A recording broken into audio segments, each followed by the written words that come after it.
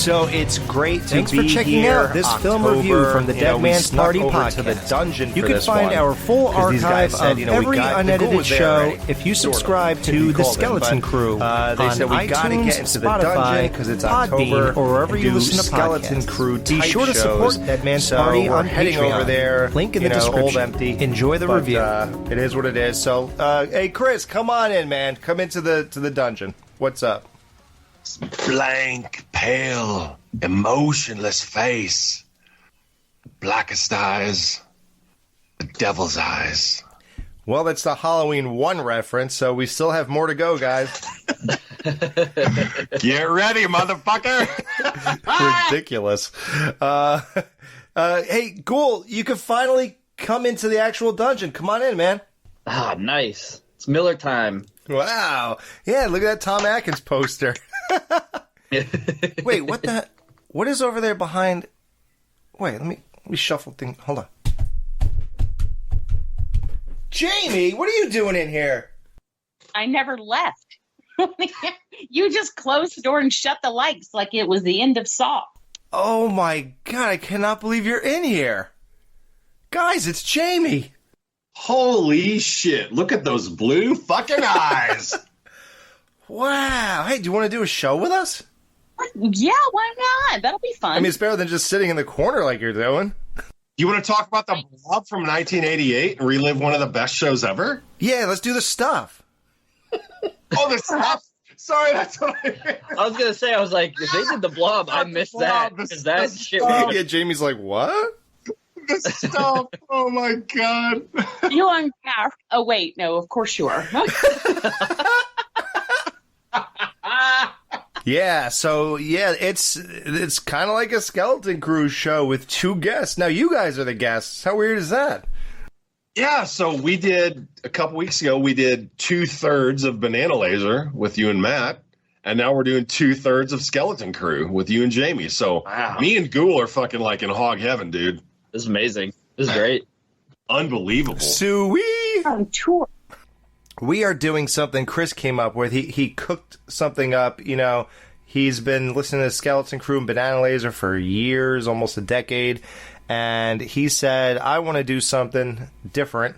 You know, because when we do top 10 lists and stuff, it always ends up, you know, kind of being like things everybody has talked about dozens of times, big franchise movies, things like that. So he said, let's do a top 10 where it's standalone horror movies, meaning there are no sequels and no remakes. Now, I'm sure I screwed that up somewhere along my list, and Chris will surely let me know. No sequels, no remakes, no reboots, no TV spinoffs, nothing. Just total standalone horror films. Because, no disrespect to you guys, because you were just doing what you did, but between you guys and all the other horror podcasts I used to listen to, you can only do so many top 10 franchise movies, top 10 sequels, top 10 slashers, top 10 villains, you know, blah, blah, blah, blah, blah.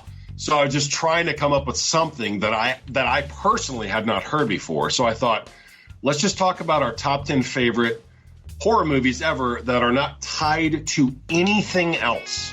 Yeah, I was really reassured by my decision when Alex texted me in the Ghoul 3 days ago and said, I can't think of a single movie to put on this list. Yeah, everything I thought of had a sequel or a and I thought, Mr. Skeleton Crew, Mr. Horror Movie, cannot think of a non-fucking franchise horror movie to put on this list. Well, if you weren't aware, like 87% of our shows were franchise shows. Oh, I know. I thought he rolled deep, but I guess not. No, I do. I just needed a list in front of me. That's all, you little prick. So I needed to go on wiki whatever horror movies and look up each year and say, oh, okay, that's one. I just couldn't sit there and think of these things. You know how many things are in my head at this point in my life? I can't do that. It's not just all right in front of me, at the front of my brain anymore. Those days are long gone, dude. Me neither. That's why I made my IMDb list starting like almost 10 years ago, so I could log what I fucking watched. That's why you had no problem. And then when I got my list, I had no problem. but he had to bring that up. Thanks. He's a real nice guy, Jamie. It's just like the old vibe we used to have where everybody was nice to each other. Let's start off, guys. So now listen, I'm sure one of my things were remade that I don't know about. I'm sure one of them were a TV spinoff I don't know about. I do not care. Leave me alone. I'm not coming up with any more movies besides this. So here we go. Number 10. So let's start off with the guy who I made the mistake of asking to join me on this podcast venture. Chris, what is your top 10? What is your 10th out of your top 10 favorite horror movie that's standalone? Okay, so my number 10 spot was really difficult to peg down. I had to rewatch 3 movies in order to get this. Jesus. But I settled in. And Alex, you've probably never seen this. Ghoul, I have no idea. Jamie, you probably have. Coming in at number 10 from the year 2014, Starry Eyes. Ooh, that's a good one. I have not seen it. I know what it is, though, but I have not seen it. You need to watch it. Fucking fantastic performance by the lead actress, who also played she played the Wendy character in the Dr. Sleep remake when they did the flashback sequences. Alex Esso, yes. She is amazing in this movie. It's basically about this wannabe actress who answers this ad for this local production agency in LA. She goes to audition for a role, and it's just her slow descent into, I'm not going to spoil it, but just into darkness, I'll say. And I think it's fucking amazing. I saw it for the first time probably 6 years ago, and I've seen it. I rewatched it last night, so that was the 5th time I've seen it, and I fucking love it, man. If you guys haven't seen Starry Eyes, you need to watch it. Nice. All right, Ghoul, what is your 10th pick in your standalone horror movies? All right, my number 10 is, and I don't know if you guys have seen this movie. It's The Addiction from 1995. Oh, yeah. The Addiction is, it's from 95. It's funny. It's all in black and white. It's basically, what's her name? Lily Taylor's like a grad student or a college student in New York. Ends up getting bitten by a vampire one night, and then the rest happens, and it's obviously a motif for drug addiction and stuff like that, but it's pretty cool, like the way it plays out. Has a lot of like really cool, like Christopher Walken shows up, Edie Falco, Chris might know, Fred Rostar from Onyx shows up. Slam! Yeah, and then I think Mike Imperioli is also in it too. Like, it's got a lot of Sopranos people in it. I watched this I think for the first time 3 years ago, and as Chris knows my rewatching habits, I've seen it 1,000 fucking times. But yeah, it's cool. It's a nice little black and white modern flick, but it's got a kind of cool hip hop influence into it too. Yeah, dude, it's fucking sick, Alex. I think you might like it. Yeah, what's it called again? The Addiction. The Addiction. I'll have to look that up. Cool. Yeah, I'm so glad Jamie knew what it was. I was hoping she would. Fuck yeah. Well, Jamie, what is your 10th favorite standalone horror movie? All right. Well, first of all, this was fucking hard. This was so hard because I was like, oh, this will be easy. Let me just think of what my actual top 10 movie. Yeah, how'd that go? As well as mine? Well, Jaws, Dawn of the Dead. Exactly. The Exorcist. Yeah. You know? Right. Exactly. Chris doesn't get it, though. It's all right. I had to do some thinking. And so my number 10, I'm going back old. This actually came out in 1974. And this is Let Sleeping Corpses Lie, also known as AKA, The Living Dead Man. Yep. Manchester Morgue. AKA Scott. Yep. This was directed by Jorge Grau, and he was given the instruction to basically make Night of the Living Dead. They're like, see this movie? We want that. So he didn't do that exactly, but it is a zombie film. You had one job. I honestly think it is legitimately scary. There are some scenes, the first zombie that we see, before you are made known that it's a zombie, is this guy, and he's soaking wet. He's standing in a river, and he turns around and looks at this chick, and his eyes are just red, blood red. He starts just slowly moving toward her. It's some scary shit. Like when the monster looks at you, that's not good. So I love this one. And it has this incredible opening scene, and the theme is amazing. And it actually is an environmental horror film in a way, because the whole thing comes about because they're testing this new pest control thing for crops that kind of drives insects crazy and makes them murder each other. And then it turns out that also affects anything with a lower brain. So like dead people, because there's still just a spark of electricity left in there, and even infants. So there's a pretty cool scene with an infant. Wow. Yeah. So, all right. Good choice. Manchester Morgue. All right, well, my number 10 on the standalone horror movies is Scream 6. You got Jenna Ortega, Melissa Barrera. Thank God they came back from part 5. Oh, God. You couldn't even save it. You had to go immediately. Oh, fuck. It's Videodrome, 1983. Oh, my God. Wow, nice. Wow. Well, what's wrong with you? Wow. I have two listener lists that I'm going to read off quickly when we're done with ours. And Videodrome was number 1 on one of the 2 lists that I'm going to read off. Number 1. Yeah. I've never seen it, though. Damn, Alex is a Videodrome guy? That's awesome. Yeah, David Cronenberg. Yeah, that movie's fucked. Yeah. Yeah, that's the origin of the term red room. What's red? Yeah, that red room. You know, like a red room on the dark web is, or where they, kill people. No, I've never been on the dark web. I don't watch child porn. You don't? All right, Chris, picture this. You've seen Seven, obviously, right? Yes. The scene where they pick the guy up who has the knife dildo attached to him. It's like that. Oh. It's like a red room has that crazy, it's like that shit. Oh, okay. Yeah. Gotcha. So now scenes like that are referred to as red rooms now, even if the room isn't red, but that originated with Videodrome. So. Oh. Snuff kind of stuff. Yeah, it's not associated with The Shining.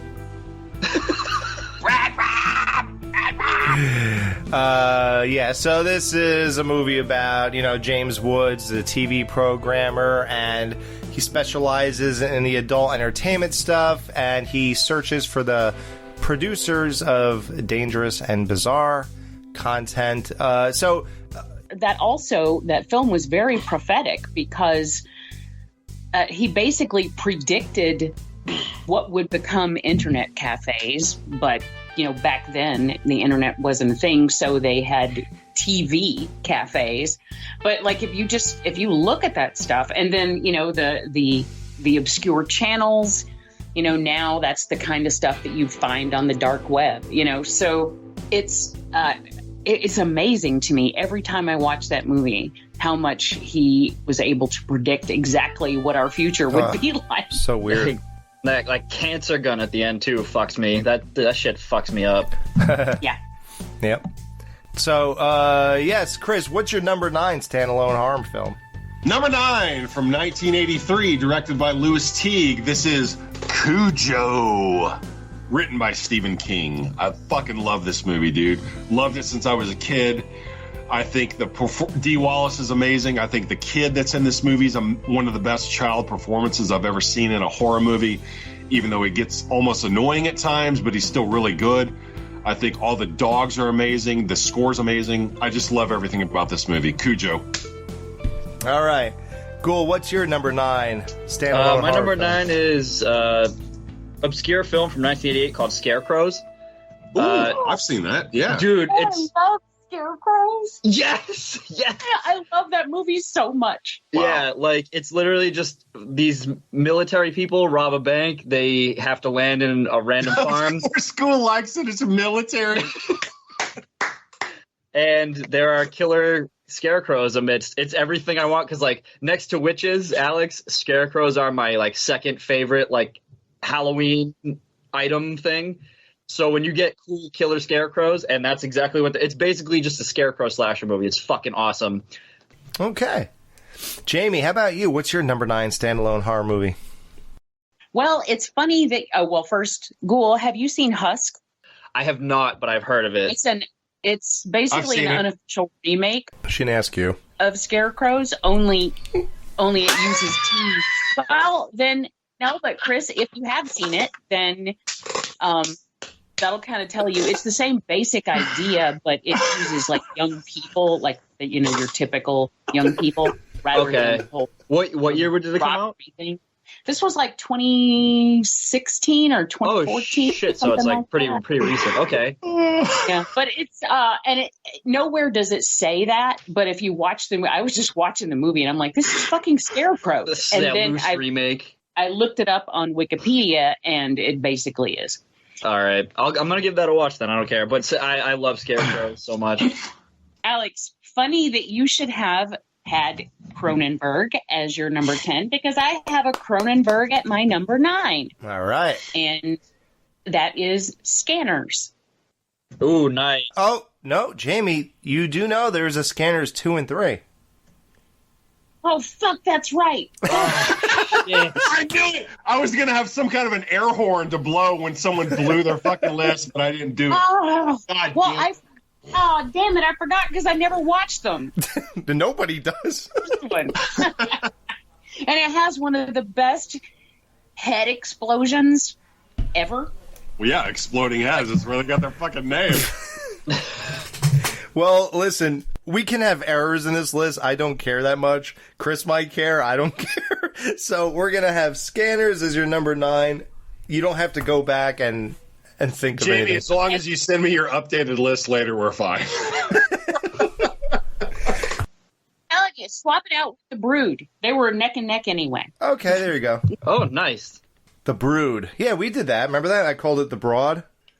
Yes. Yeah, we did The Brood. My number 9 standalone horror movie pick is Pin. Nice. Wow. Awesome.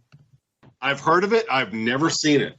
Alex, you should bring Pin in for the show. I can't believe you've never seen it. You listened to Banana Laser all that time. The fuck were you doing? Pin, you can't talk like that. Chris is one of the main hosts here. You're just going to talk to him like he's a loser for listening to something 4 times without watching the movie? I'm obviously missing something because Ghoul is losing his mind right now. Wow, what kind of a dipshit listens to my review without watching the movie? It's a really good. I love that movie. Chris, why would you listen to the Banana Laser shows without ever checking it out when they did 18 bits on Pin? Dude, I wasn't sucking you all off. I didn't listen to every single episode. I was cherry picking based on title. Ooh, you screwed up then, pal. So just tell me briefly, what's it about? Pin? So you ever go to a doctor's office and you see that plastic guy and you could see the inside of his body and like the bones and the tendons and everything he's made up of? Yes.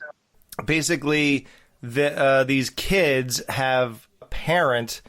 The kids would listen to Pin more than the parents, I guess, is the idea. Yeah, well, it started out their dad was a doctor and he would use Pin to teach them things. Like he would talk in Pin's voice and so they actually believed when they were children that he was real. That he was talking. But then the sister grew up and got it. The brother did not. Right. Yeah, the brother never moved. Yeah, I don't want to spoil it then. Like Isn't Terry O'Quinn in that? Yes, he's the doctor. Yeah. Yeah. You just have to watch. It's one of those types of movies. I'm definitely going to check it out for sure now. Yeah, you have to. At least one time in your life. And then listen to that Banana Laser review because we really went all out there. So, Chris, what's your number 8 standalone horror movie? Coming in at number 8. From 1981, directed by Lucio Fulci, this is House by the Cemetery. Alex's favorite crayon red Italian blood. Jamie, back me up here. Jamie, that's my number one Fulci film. Really? Because yes. When I listened to, I think it was either Creepshow 1 or 2, because it was this week, you all started talking about Italian blood. Oh, it's Creepshow 1, because I think it was from Father's Day. And they had purple blood, and Alex goes, give me purple blood any day over that crayon red Italian blood. And I was like, fuck you, dude. That Italian blood. And then I got offended. Yeah. Oh, yeah. You were arguing hardcore for the Italian blood. So, House by the Cemetery. I saw this for the first time when I was like 11 years old. Blind rental from a VHS store. Had no clue what the fuck it was. Didn't rewatch it again for like 20 years until I... Now we're talking. Of course you didn't. And I actually almost had that on my list, but I was afraid it might not count because it's part of, his unofficial trilogy, the Gates of Hell trilogy. So exactly, it's unofficial. So it counts. So anyway, that's my number 8. Alex, fuck you. Okay.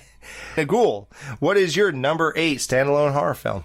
My number 8 is a little more modern. I think 2019. It's very basic. Haunt, which is just a group of kids, or not kids, but like teenagers, whatever, 20-somethings go to one of those extreme haunted houses, and they realize that people are getting killed for real, so they got to make their way out. Basic premise, not much to go for, but it's very brutal. And the costumes that the killers wear, like the old school, I forget how you call them, like they have like those kind of old school style, like plastic kind of. With a rubber band in the back? Kind of, yeah, like styled, and they're very cool. There's a cool witch that you would like. There's a ghost, a clown, a chainsaw guy. Wow. Yeah, it's like a basic premise, but it's executed really well. It's fucking awesome. Yeah. Speaking of cool witch masks, my number 5, Halloween 3, has a cool witch mask in it. Cool. That's the one where they take their cell phones before they go in, right? Yes. Yep. Okay. Yeah, I like that one too. It has a cool a cappella version of a girl singing Rob Zombie's Dracula at the end, which is like really good. It's like way too good. For Ghoul. Haunt Blu-ray. Hey, did you get that? Did you get that collector's box? The box isn't in this room, but yes, this is like the $60 Severin. Yeah, dude, I got the same thing. You paid $60 for that? It comes with a bunch of it comes with like pins and stuff. Did you buy it when Ghoul bought his Above the Law DVD? I'm fucking wrong. It's been months. Jamie, the Ghoul paid $50 so he could review Above the Law with us. The Seagal movie? Yeah. $50 fucking dollars. And then as we were recording the show, I was like, $50? And I got on my phone and I go to Amazon. I go, it's right here for $8.98. Oh no, I don't think it was Above the Law. I think it was Out for Justice. No, it was Above the Law, dude. I got was it. Yes. Fuck. Man, you just doubled in one purchase the amount of money that movie made. Dude, like I said, when I go to a convention and get him to sign it, that thing's going right on eBay. There you go. And there it shall sit. Make sure you rub the shoe polish from his head onto the fucking Blu-ray. Jamie, are you implying you don't want Steven Seagal's autograph? I'm not implying. I'm outright saying. Okay. Well, since Jamie has such an opinion on Steven Seagal, let's hear her opinion on her 8th standalone horror film. Nice segue. It's almost like I'm offended, right? Coming in at number 8 is one of the first films I saw on DVD when DVD first came out. And that is The Sixth Sense. Wow. Nice. And I love that movie because it scared the crap out of me when I first saw it.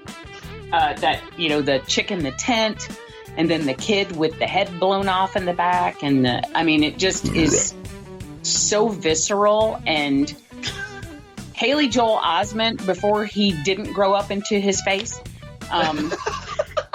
He has like the worst case of little face syndrome I've ever seen. He really does. Yeah, he looks like the guy from Dick Tracy.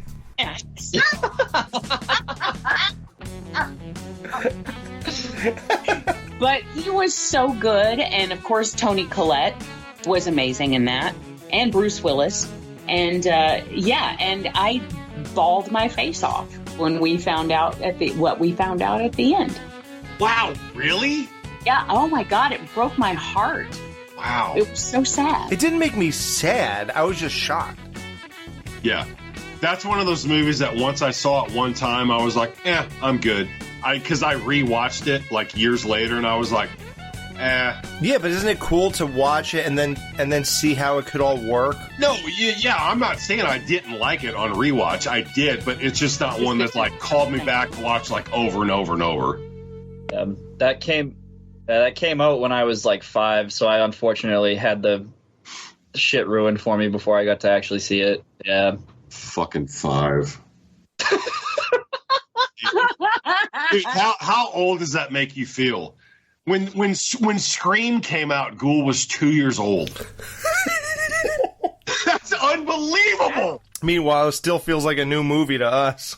I know. I consider that a modern horror film, dude. And Ghoul was 2 I do too, and it's funny because it's now a classic, and I'm like, when people say, they're like, "Oh, the classic," and I'm like, "Classic? What are you talking about?"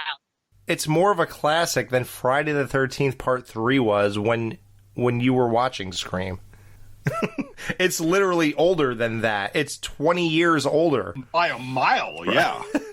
Well, you know what I was thinking about yesterday? If we watch a movie from 1984 now, that's like in 1984 we were watching a movie from 1944. Right. It's like watching The Ghost of Frankenstein. And that's crazy. That's crazy. Wow. Because 1984 was fucking yesterday. Yeah. Well, speaking of yesterday, another segue, it feels like yesterday when I reviewed Commando with the Ghoul. And you know which mall they shot that in, Ghoul? You know what else they shot in that mall? Shit. I don't know what this I is. do. Say it. Go ahead, Jamie. Shopping mall. Chopping Mall. Man. Scott from Friday the 13th Part 2 was amazing in this movie. That's all I gotta say. Arnold's Mall from Commando. Hey, speaking of the mall and Terminator and Commando and stuff, dude, you know who plays the janitor in that movie? Is it the same guy who plays the guard in Commando? No, the gun store owner in Terminator. Oh. Man, I thought this was going somewhere else. Wow, good. Shit, I did too. I think Chris Damn did it. too, and I'm Damn now it. sad to disappoint. Yeah, you're totally disappointed. Yeah. Wow. Amazing how you did that. Oh, really? Did he? The guy who was having a normal conversation with a fucking robot and didn't know it? Yeah, Dick Miller, yeah. Jamie, can you believe that Dick Miller was talking to a robot and didn't even know it when he was selling guns to Arnold in Terminator? I mean, well, why would he suspect? I mean, I can see him thinking, wow, this is a robotic guy, but he's not going to immediately go, this is a robot. I'd like a 12-gauge autoloader. Oh, that's crazy, Alex. He's been killed by a robot twice. That's wild. Chris, what is your favorite standalone seventh horror I don't just talk.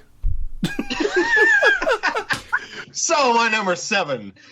Comedy horror is normally not my jam, but I saw this one at a young enough age to where it like sunk its fucking fangs into me. And I've seen it literally at least 50 times. From 1988, Killer Clowns from Outer Space. It is goofy as fuck. And it's bananas that this movie does not have a sequel, because this is the exact type of movie from the 80s that would have spawned like 5 sequels, but they never made one. Man, he put that above Clown House. I just don't get it. Did I? Ooh, hint, guys. I'd go to the Ghoul, but I'm looking at an empty chair. Oh, here he is. No, hold on. Did you say Clown House? I did. I like that movie despite all the fucked up behind the scenes shit. Oh, that's what makes it so great. Yeah, for sure. Just like Jeepers Creepers. Yes. All right, Ghoul, what's your 7th pick? My number 7 is we're going with OG John Carpenter. I feel like this one doesn't get enough love. I know it's not for everyone, but Prince of Darkness. Alice Cooper was in that. He was, yep. Wonder it sucked. Well, no, actually, Chris, we're saying it's number 7. It's in his top 10 favorite. Yeah. Oh, sorry. I forgot what show. Yeah, no, I saw this for the first. It was like one of my blind spots for Carpenter. I just saw this, I think, back in like 2019 for the first time, and I'm not religious, but I was raised Catholic? Yes, private Catholic schools basically my whole life. He went to an all-boys Catholic school all through high school. I did. Yeah, he did. Yeah, that's why I'm on an all-boys podcast with you guys. He's so horny, he's turned mean, Jamie.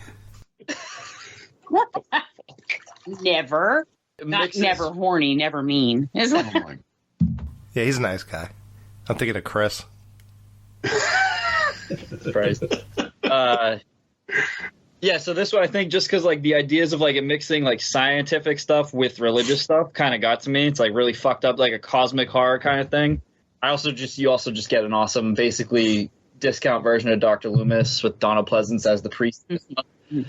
And I like this one a lot. I think the ending's really fucked up. I don't know, just the visuals of it all I think are what get to me. I like the score a lot too. That helps, and I think the atmosphere is like it's got a lot of dread to it, in my opinion. I know it's not for everyone, but yeah, and you love the Alice Cooper moment. The Alice Cooper moment is pretty cool. Like it's not every day you get to see a fucking bike fucking shoved through a human being. Through a human being, yeah, no, pretty awesome. You really don't. You don't see that a lot. So, Jamie, we haven't seen your 7th pick. That's true. Well, I mean, you might have. I haven't said it yet. I don't know. Also, by the way, Brian will love you for Chopping Mall, and he will love the Ghoul for Prince of Darkness, which, again, almost made my list, but I was afraid because of the Apocalypse trilogy, even though it's unofficial. So, yeah, I thought you were afraid of Chris yelling at you because it was in the Apocalypse trilogy. Well, yeah. Wow, Jamie, you really were playing by the rules. Damn. Fuck. No, she went. Well, apparently, until I fucked up with scanners. But all right. So my number 7 is, and this about killed me because I went through every single werewolf movie that I love. Please. And they all have fucking sequels. Yes, well, exactly. I know what you're going to say. Please say. But you found the one that didn't. I did. Yeah. Well, and then, there are a couple of newer ones too. But this one is Dog Soldiers. Nice. Oh, he said, fuck. What'd you think it was going to be? Awesome. You'll see later. Oh, okay. Yeah, he loves when other people have his picks on their lists. It validates him. Fuck you. So you didn't end up doing that, thank God. Dog Soldiers kicks ass. Yes, it does. Thank you very much. I remember I was following that film in Fangoria, and then the moment it came out, I had like no money, but I was able to scrape together $13, and I went to Best Buy and I bought it. That's what I used to get for hand jobs. I would sell hand jobs for $13. Oh, okay. Your hand jobs aren't worth $13. So I was going to give you advice on how you could have scraped that together, but too late. Well, how did you think I did it? And you had $2 left over because yours go for $15. I heard. No. No, 13. Okay. I cut this guy a deal. I was in a hurry. Well, my 7th pick is. This is a nostalgic pick, but, I love it. And you'll think I have a hard-on for James Woods, but no, it's just a nostalgic thing. Cat's Eye. Oh, I thought you were going to go wow. something else. Okay. Those 3 stories, the cigarettes, and walking along the building, and the troll. Yeah, I just love that cat. And it kind of makes me cry at the end, but... Jamie, everything makes you cry. Okay. It does. Everything. I know. Yeah. Everything. Even when she heard she was invited onto this show, she was like, "Oh God." Yeah, Adam Statness. What have I become? They're inviting me on this shit show. Let me just say yes and get it over. He might not ask for another 2 years. I'll just get it over with and I'm scot-free for a while. Scott. Scott, a.k.a. Scot-free. So, Chris, what is your number 6 standalone favorite horror movie? Number 6, we are going to fast forward to the year 2009. From director Ty West, this is House of the Devil. Nice. Nice. Alex, you probably never saw it. I saw it, dickhead.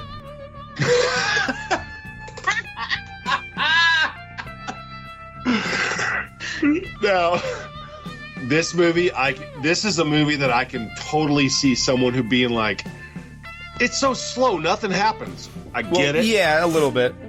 For the first hour, it is incredibly slow, but something about it just grips me. It's the score, the performances, the scenery, everything. I've seen it. I blindly rented it from Blockbuster like when it came out like fucking 15 years ago. And I've watched it since then probably 10, 12 times. I really think it is a fucking modern day masterpiece as far as horror movies go. And it is easily my favorite Ty West movie. Even if you figure in X, Pearl, all that bullshit, I think House of the Devil smokes them all. So that is my number 6. Really? Hell yeah. Oh, fuck yes. You put it above those? Yes. Wow. Look, from the moment those yellow titles hit the screen in the very beginning. The credit sequence and the music, the song they play, it just like fucking jets you back to the early 80s. Yes. It's unbelievable. Yes. Yeah, there's something about the scene when they're eating pizza that unnerves. Exactly, I don't know why. It's just they're drinking that Coke out of those like cardboard Sweet Coke bottle. cups and yeah, and that pizza just the way they dress, the way their hair is, everything. Yeah. It like someone, if I would have known that movie was made in like 2009 and someone would have just showed me and said, hey, here's some horror movie that came out now, but it was actually made in 1984, I would have believed it based on the way it was shot. Yeah, he killed it. Yeah. I think it's fucking amazing. Oh, nice. All right, Ghoul, what's your 6th pick? All right, so it's funny that Chris had Ty West in his because Ty West didn't direct mine, but he's in this one, and a movie that I love so much that I got tattooed on me from 2000 and technically 11, but came out in the United States in 2013. You're Next.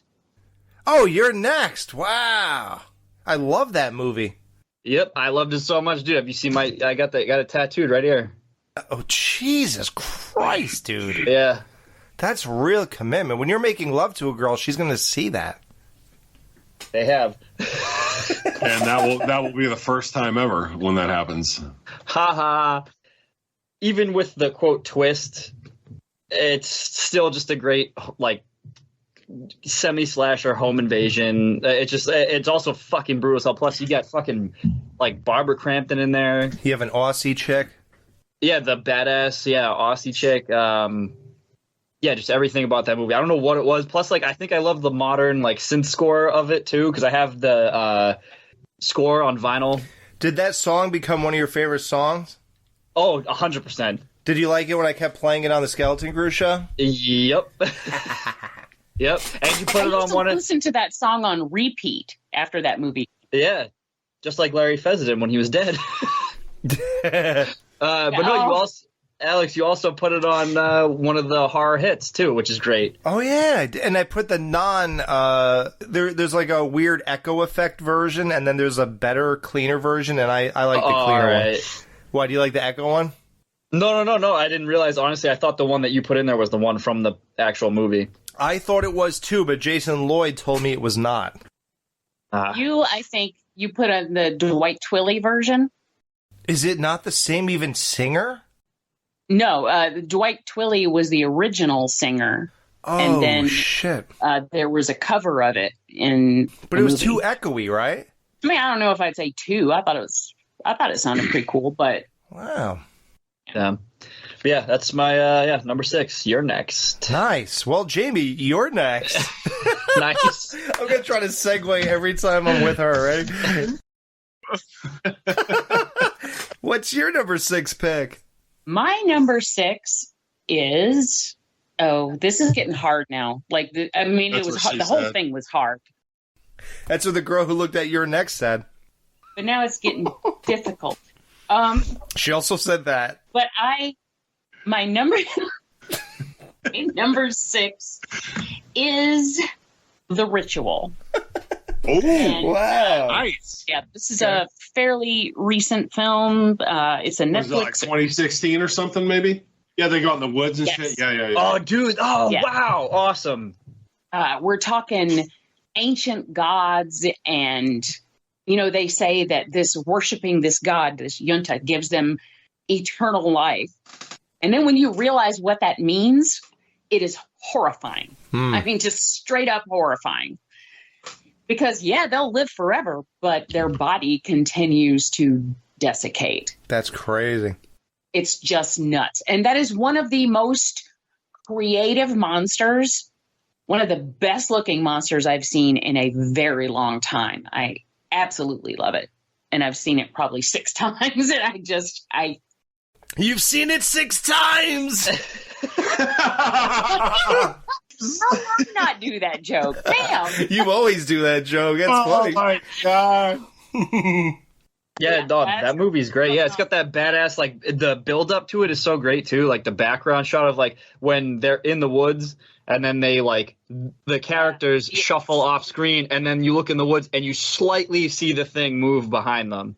Yeah. Oh, so I good. rewind that every time. Oh, And it makes me I'm scanning the background the entire movie. just to see it, right? Yeah, I'm just like, I don't want to miss it. And then what else have I missed that's kind of hidden in the background? Right, yeah. Brilliant.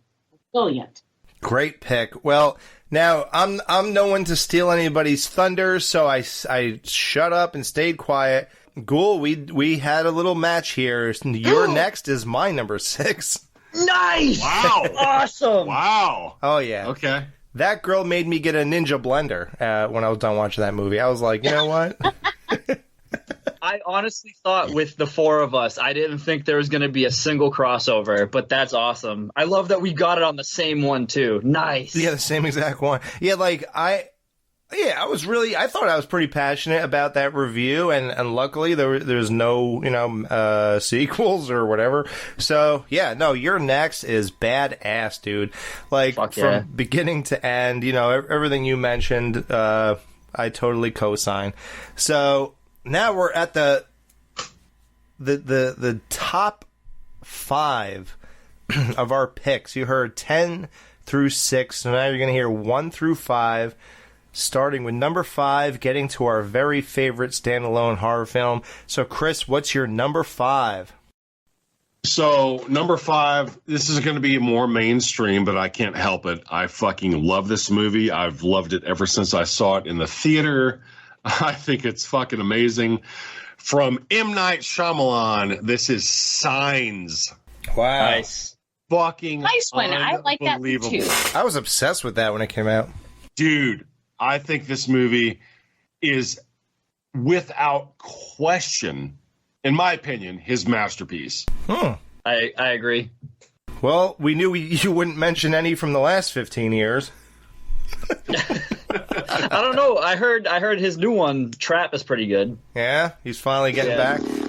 I don't know. I haven't seen it. I'm just what I've heard. Yeah. Chris, did you see it? Yeah, I saw it last weekend. Is it good? The first half was pretty decent. Then for me, it fell off a cliff for the second half. But hey, whatever. I've actually heard that from numerous people. Yeah. But they keep giving him the work. That's okay. That's good. You go make $6 million, and I'll make my $20 fucking an hour, bro. And you just keep making shit movies, and that's okay. That's okay. No problem. Well, yeah, Signs, no, man. I remember I'm almost such a loser. Like the scene that drained the blood out of my face was when like it was that Mexican kids party or whatever. Oh yeah, that's the scene. Dude, Ghoul just texted me this week. He goes, "I'll never forget that scene," and he put it in caps. And I said, "What scene?" And he sent me the clip of that one, and I was like, "Oh fuck yeah, dude! Yeah, that scene is incredible." Yeah, I was 10 when that came to DVD, and I remember seeing that at a friend's house, and it scared the shit out of me. Mm-hmm. Yeah. That was scary, and the part where you can hear them going around like the perimeter of the house, like trying to get in. Oh my God, that's right. That clickety clack shit they're going on. Yeah. Oh shit. Yeah. Mm-hmm. And then it gave us the best parody for Scary Movie 3. Tom, I'll need a ride home. Amazing. I'm gonna need a ride home. I just killed your wife by accident, but I'll need a ride home. Can you give it to me? Yeah, that was wild. All right, cool. What's your number 5 favorite standalone horror film? Number 5 is a little film from 2001 directed by the late, great Bill Paxton called Frailty. Oh, yeah. Yes. I didn't know he directed that, though. He did, yep. Yeah. I like that one. Dude, Frailty is fucking amazing. I really can't say anything about it without just gushing over it. All I'm saying is anyone who hasn't seen it, who's listening, fucking watch it, because Paxton gives a fantastic performance. Matthew McConaughey gives a great performance. The two kids are really fucking good. And also, is it, who's the FBI? Is it Powers Booth, who's the FBI agent? Yes. Powers Booth is also really fucking good. Everyone's fucking good in it. It's amazing. Also has a really great mind fuck at the end. Really worth 1,000 That's one of those movies that I always forget how it ends, and then when I watch it, but I like that because then every time I'm like, oh yeah, and I'll remember like right before it happens, and then I'm like, yeah, and I get all excited. But it's so fucking good. Oh, Jamie, it's so weird you say that because I saw that in the theater when it came out. I loved it, but since then, which was like over 20 years ago, I've probably only watched it like maybe 3 times, 4 at the most, and every time I watch it, like I mean, I know how it ends, but still every time I'm kind of like, whoa, and every single time I'm like, why don't I watch this more? This movie's fucking awesome. It's so good. Yeah. And I especially think Matthew McConaughey just he fucking kills it. And he's like basically channeling his like True Detective like character there. Like, I thought he was channeling more like Texas Chainsaw 4.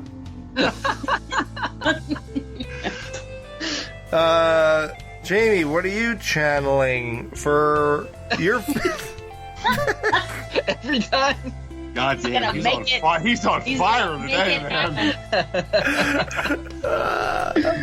Hey, my number 5 is a relatively newer film, and that is The Devil's Candy. I haven't seen that. I was going to put that on here. I saw that once. I thought that was pretty cool. Yeah, that movie actually it made me reach out to the director. Ethan Embryo? No, he didn't direct it. But yes, he's. Did you say embryo? Yeah. Dude, that's an old Skeleton Crew joke. Oh, yeah. I never listened to that show. Oh, well, Jamie's on it, so you tell her.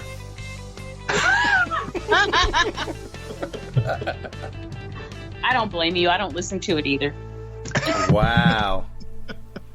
But the reason I love the Devil's Candy is, well, one, it's just spectacular filmmaking. It's beautiful. Has just some incredible performances and shots. But it's a movie where metal in horror is not the bad guy. Because, typically metal is evil in horror films. And in this one, it's the only thing that can keep this guy in check. They are clearly actual metal, or, they're actual metal fans. They play great choices at great times. It's fucking amazing. I love it. Okay, great pick. I was totally on board with that movie, so I'm a fan. My number 5 is, I'm going back, though, all the way to the 80s with The Burning. Nice! Awesome, dude. Oh, I thought you were going to yell at me and tell me there's a Burning 2. No, it didn't make my list, but I really like it, man. No, it Burning almost too. Still burning. That's a solid choice, man. Oh, good.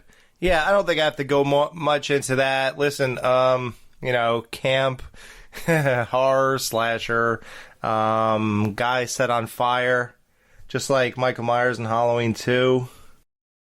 You can't get out of this that easily, asshole. Oh, sure I can. If I do it, you're done, asshole. You're done. Nope. We can't have 50 Halloween 2 references. Sorry. Nope. Alex, you don't know what Halloween 2 is. Actually, I know more than anybody, pal. I've even seen that weird TV cut like 40 times. But okay. Yeah, The Burning, awesome movie, great imagery, cropsy, all that good stuff.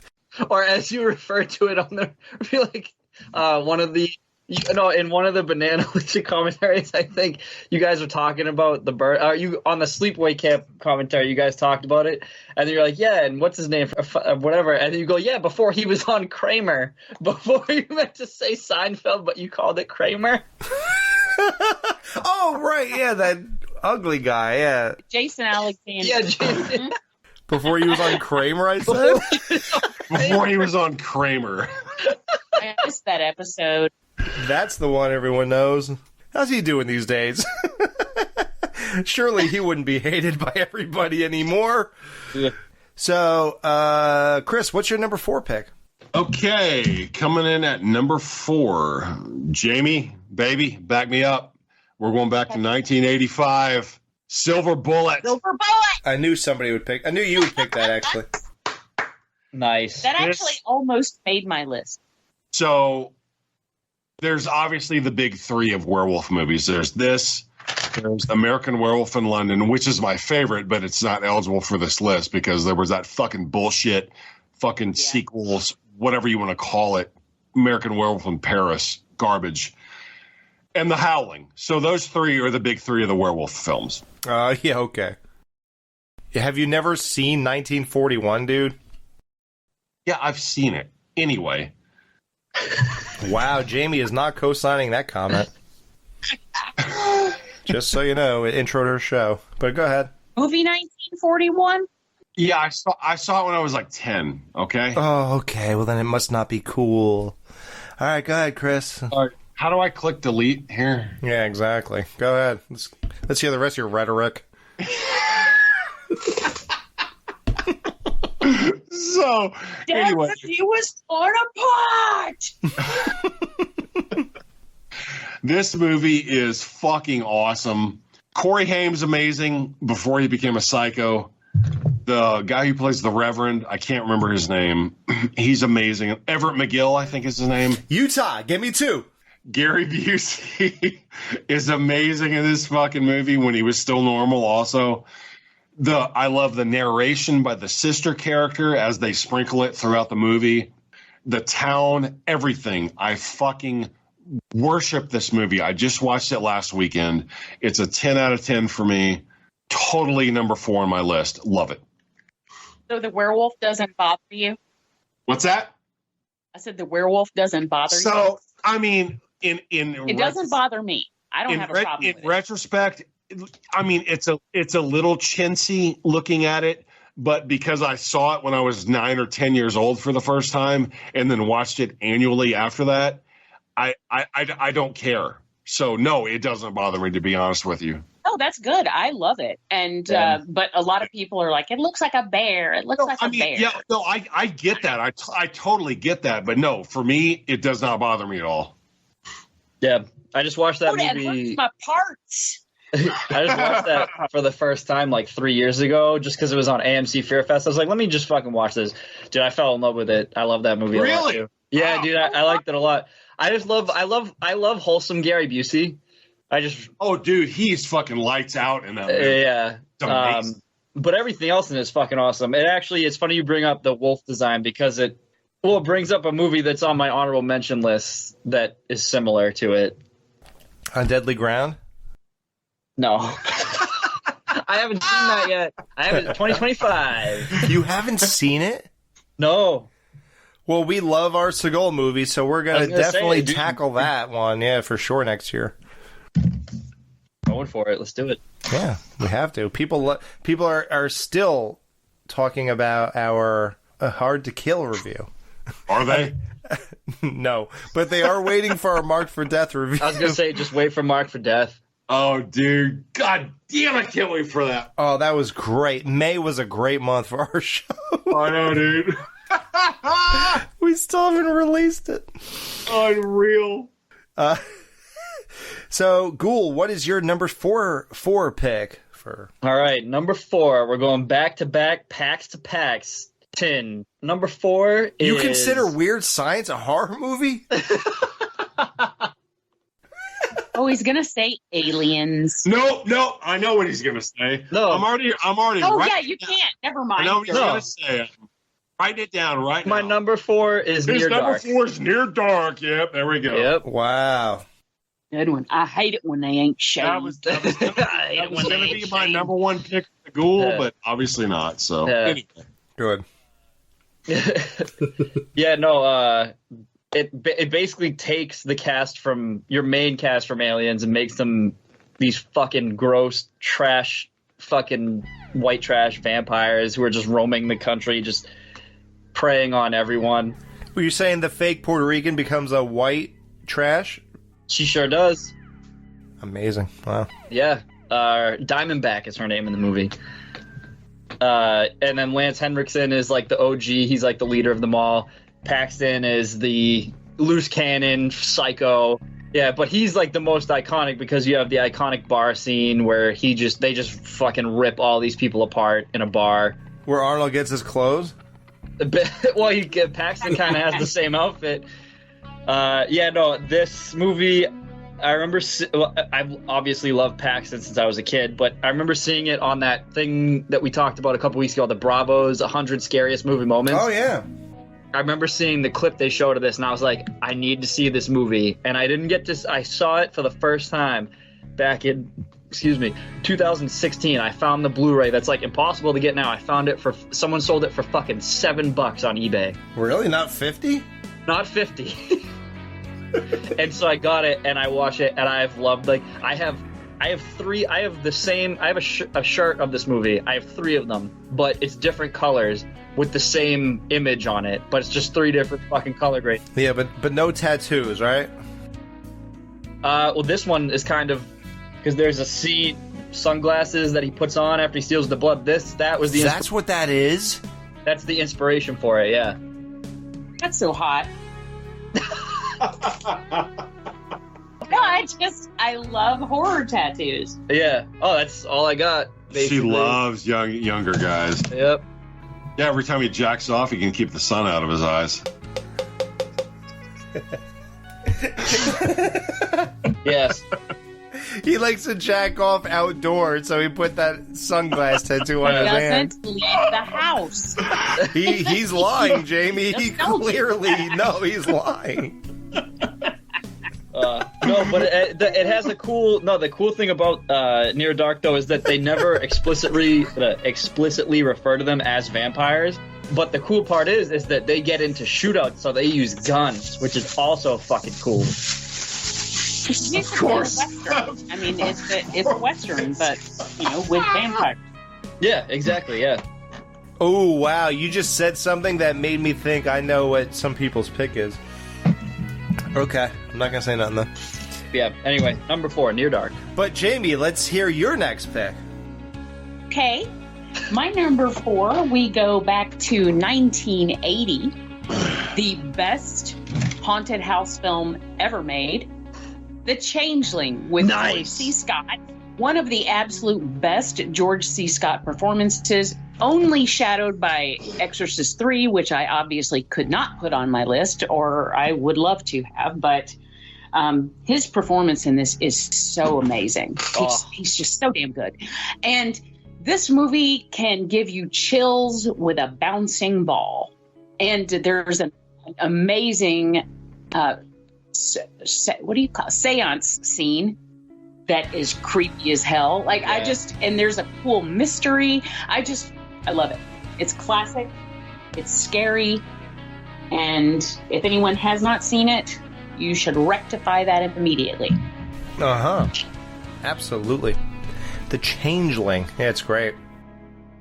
So sad too at the same time. Yeah. Yep.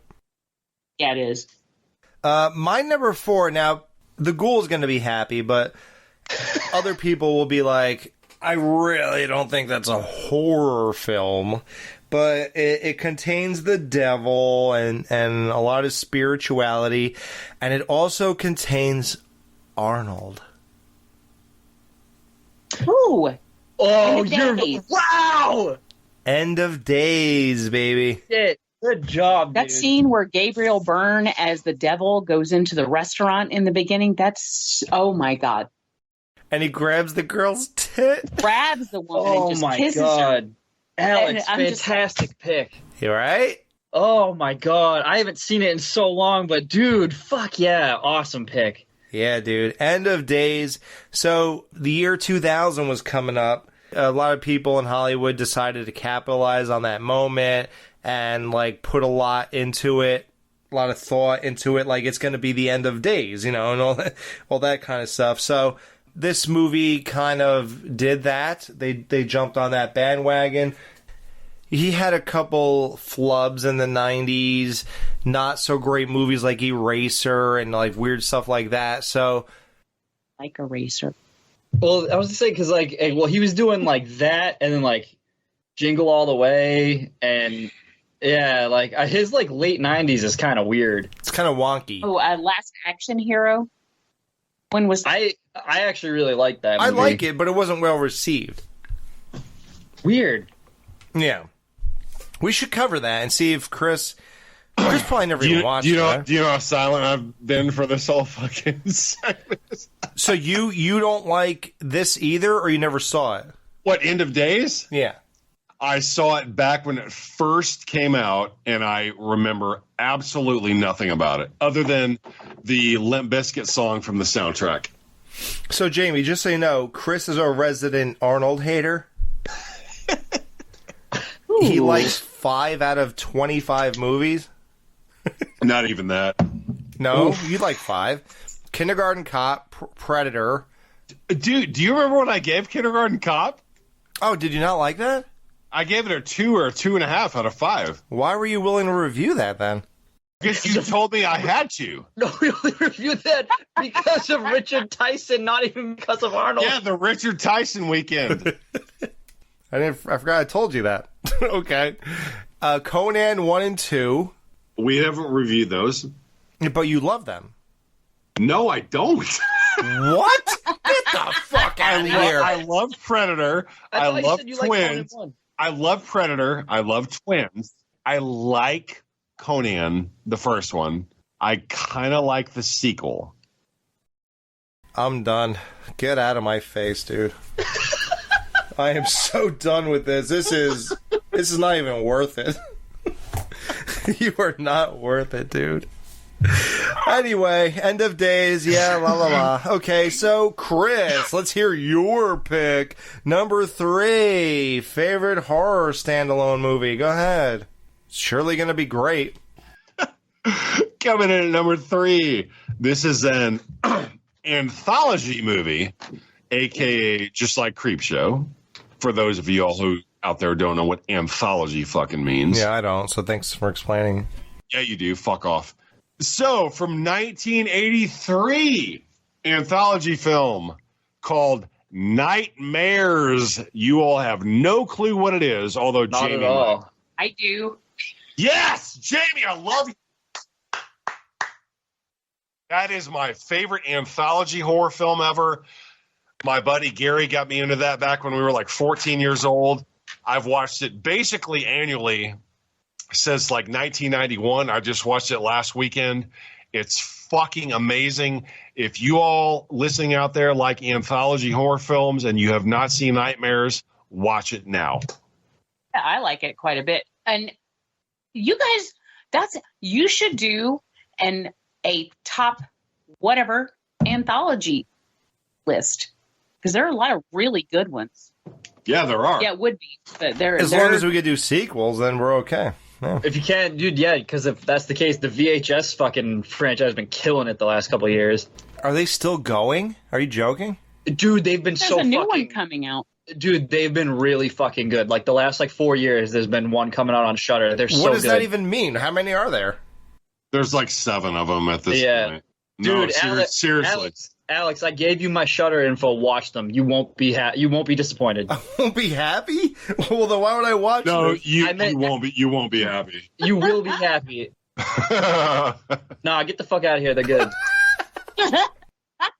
I like the recent ones too. Thank you. A sense of reason. Alex, they're good. No. They're good. Wow. At the very least, you'll get one dud out of the whole segment, or out of all the segments, but for the most part, they've been really fucking good lately. Well, listen, if you remember, which nobody can, even I don't remember what the fuck I said back then, on all of our VHS reviews, I always liked these. Yeah, no, I'm right. That's why I'm saying you should check them out. Okay, good. All right, well, Ghoul, what is your number 3 pick here? My number 3 is, I believe it was 2001, from my own home state of Massachusetts, is Session 9. Oh, yeah. Yeah. I remember that movie. I watched that movie so much because it's so relevant.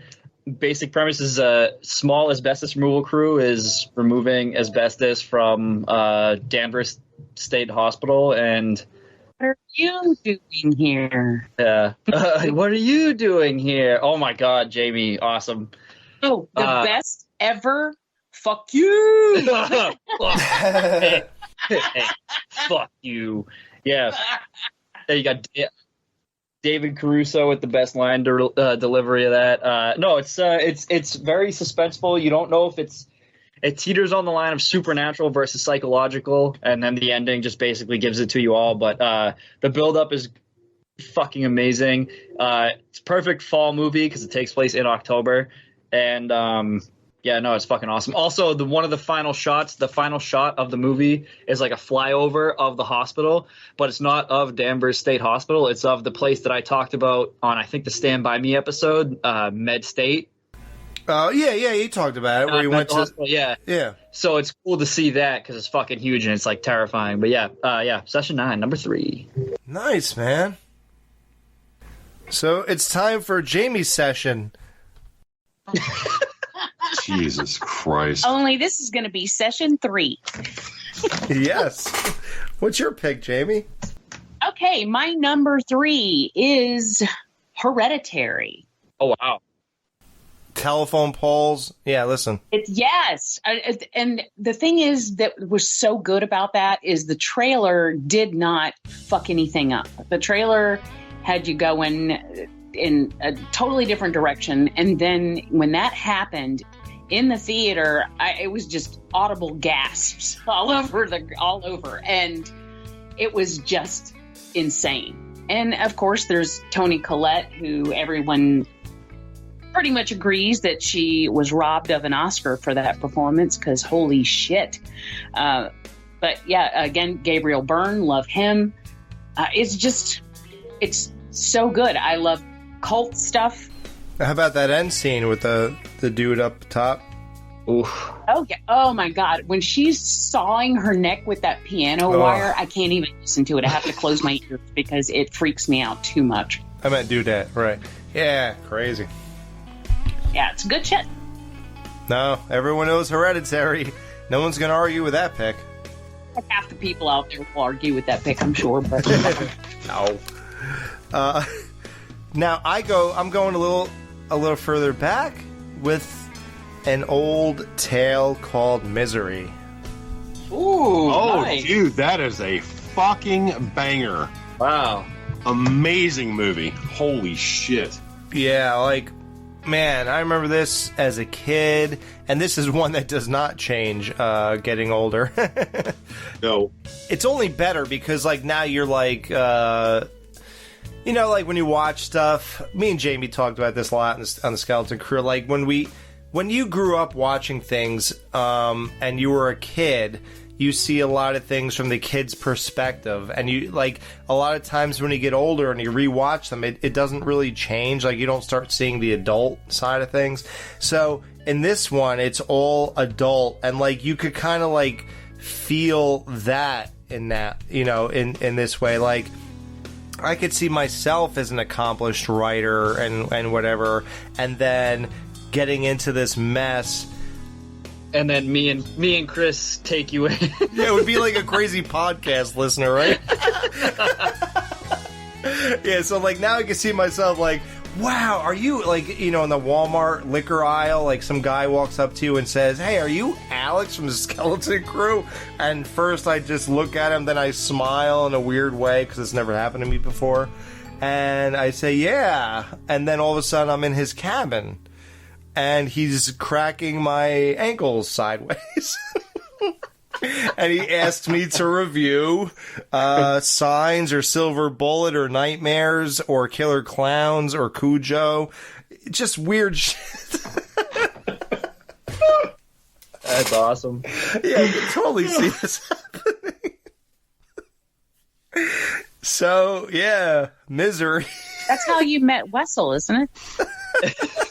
No, that's when he told me I was a fanboy. Jamie, that's how I met Matt, though, because he lives in the same town I do. Wow, so we are down to our top 2 favorite horror movies, right? Am I messing things up? No? No, You're good. You're good. Okay, You're good. 2 favorite horror movies stand alone. No sequels, no remakes. We've never had a show like this in our life. It's always been kind of in that, like, yeah, Friday, Halloween, Texas Chainsaw, whatever.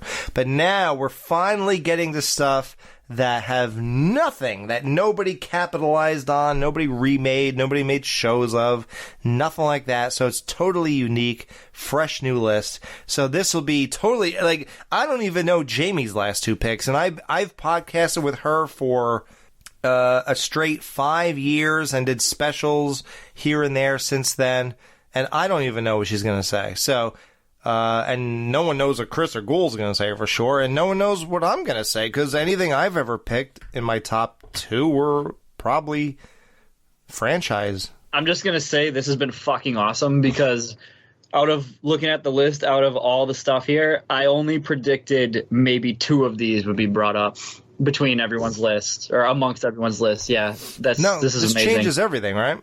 Yeah. I'm actually looking at my number 2 and 1. I'm like, oh my god, am I going to say this out loud? I know it can't be Return of the Living Dead or House. No, it can't. It cannot be that. God, I wish Return of the Living Dead was eligible. Jesus. Ugh. What a shame. Hey, that second one is great, though. Yes! Yay! I love the second one. I love the second one. Part 2 is awesome. All right, I'm out. See ya. I'm with Chris. I'm finally leaving with him. I just couldn't do it. Even like with the new, I bought it again with the Shout Factory release, and I was like, well, everybody keeps talking about it. Let me go ahead and... No. And I just... Oh, it's fun. I think it's fun. I don't know. I can't do it. You know, it's that weird kid is funny, like that, like supposed badass kid. Him as a ghoul or whatever, of fucking zombie or whatever, is funny.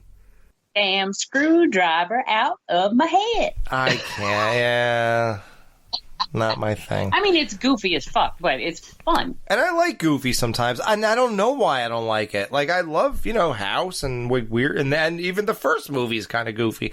But, like, I don't know. Yeah, the first Return of the Living Dead is, like, in my opinion, as far as my tastes go, the perfect blend of horror and comedy that you can go. Like, the absolute line that you can walk without going too far either way. It is absolutely perfect, yes. And 2 is going too far. Yep, for sure. It's weird. So, let's get to, though, number 2. For Chris. His number 2 pick for his favorite standalone horror movie of all time is what? Oh, Okay, so my prediction is that Alex and Ghoul have never seen this movie, but have probably heard of it. Jamie, I'm predicting you have probably seen this, but you've definitely heard of it, even if you haven't seen it. My number 2 standalone horror movie of all time, and this dates back to 1990 when I first saw this, and I have to shout out my friend Gary for getting me hooked on this movie. I know what it is. What? Brain Scan. Nope. Brain Scan was 94. And this movie has become infamous over the years because of a very hostile scandal behind the scenes. But I love this movie. I can't help it. Clown House. Wow.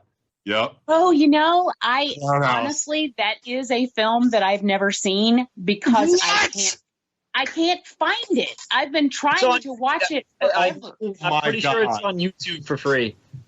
Oh, is it? Okay. I watched it there for years, and like, Jamie, you've never seen it. Holy shit. No, Wow. and it's not because I haven't wanted to. It's just I have not ever been able to find it anywhere. So, unaccessible. and I heard that they stopped printing. Jamie, Yeah. Ghoul's right. I just looked it up. It's on YouTube, the whole movie.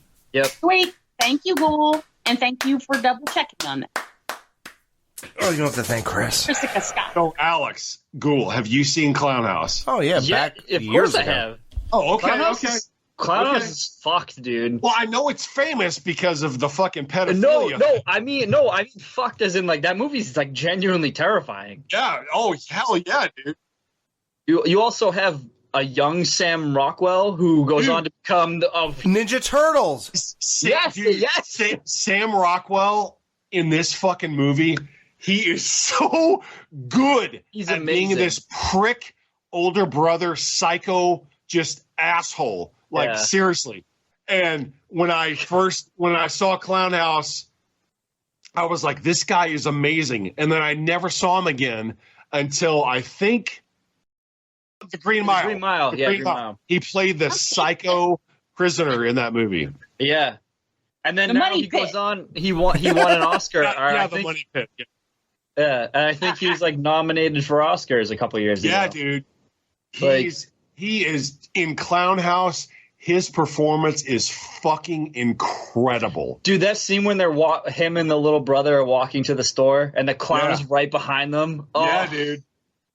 Dude, that movie, it's so scary. It is legitimately fucking scary. Yeah, it really is. Great pick. Oddly enough, though, Chris likes the behind-the-scenes stuff more. But we'll just gloss over that because he's not in that first Beetlejuice movie with the other dude who likes cowboy hats. Who? Talk about the dad. The principal and like... Yeah, the principal from Ferris Oh, Bueller. Jeffrey Jones. Oh, yeah. Yeah. Yeah, I love how the new Beetlejuice movie like brought that dude back to life. Like HBO Max, everyone's watching the first. I think the whole idea is that he's dead. And I mean, and they're like at his funeral in the beginning. Oh, wow. That'd be the smart idea. Well, yeah. So, like, having a kid now, I can't really, like, head off to the theater anymore.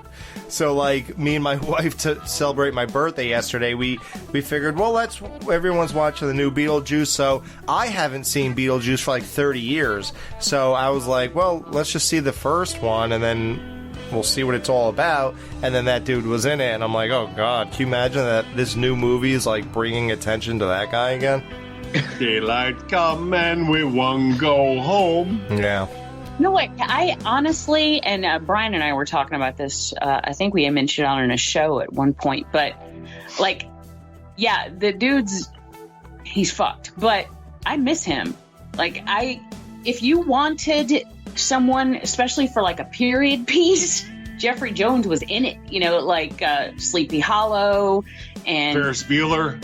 The Pest. And, yes, and, what's the... Ravenous. I loved him in Ravenous, too. Ghoul, well, since you're so talkative,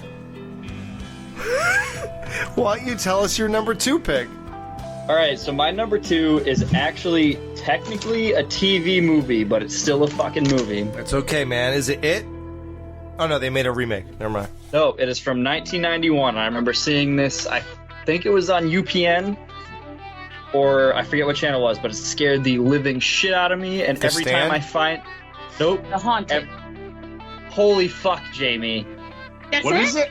It's The Haunted, yep. Oh, I love that movie. Haunted? I don't even know what that is. It's supposedly based on a true story. It's this family moves to this house, all this crazy fucking shit happens. It has the most famous person from it is the guy who played Dale on The Walking Dead, and he's in all sorts of other shit. I forget what it's. Yeah. I know what you're talking about. Yeah. He's the dad, dude. This movie scared the fuck out of me, and it still does to this day. Like, even when I look up clips, you could probably find it in full on YouTube, I'm sure, because it's like a cheap whatever movie.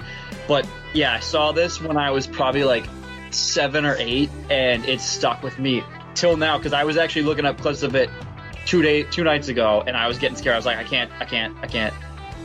Yeah, The Haunted, 1991 is fucking terrifying. You couldn't watch clips of it 2 nights ago? What do you mean? You just said you're looking up clips 2 nights ago. I couldn't do it because I was just like, I was like, no, because I also, it's a haunted house movie. I live in a house that I firmly believe is what affected. Here we go, this fucking guy, the naysayer. No, if you believe in that kind of shit, this movie will get to you. Like, there's a specific scene where, like, the wife is home and she's doing laundry and she hears, like, the grandmother call her name, and then she goes, all the time. Right? Janet? Yeah, and she's not actually there. It's fucked.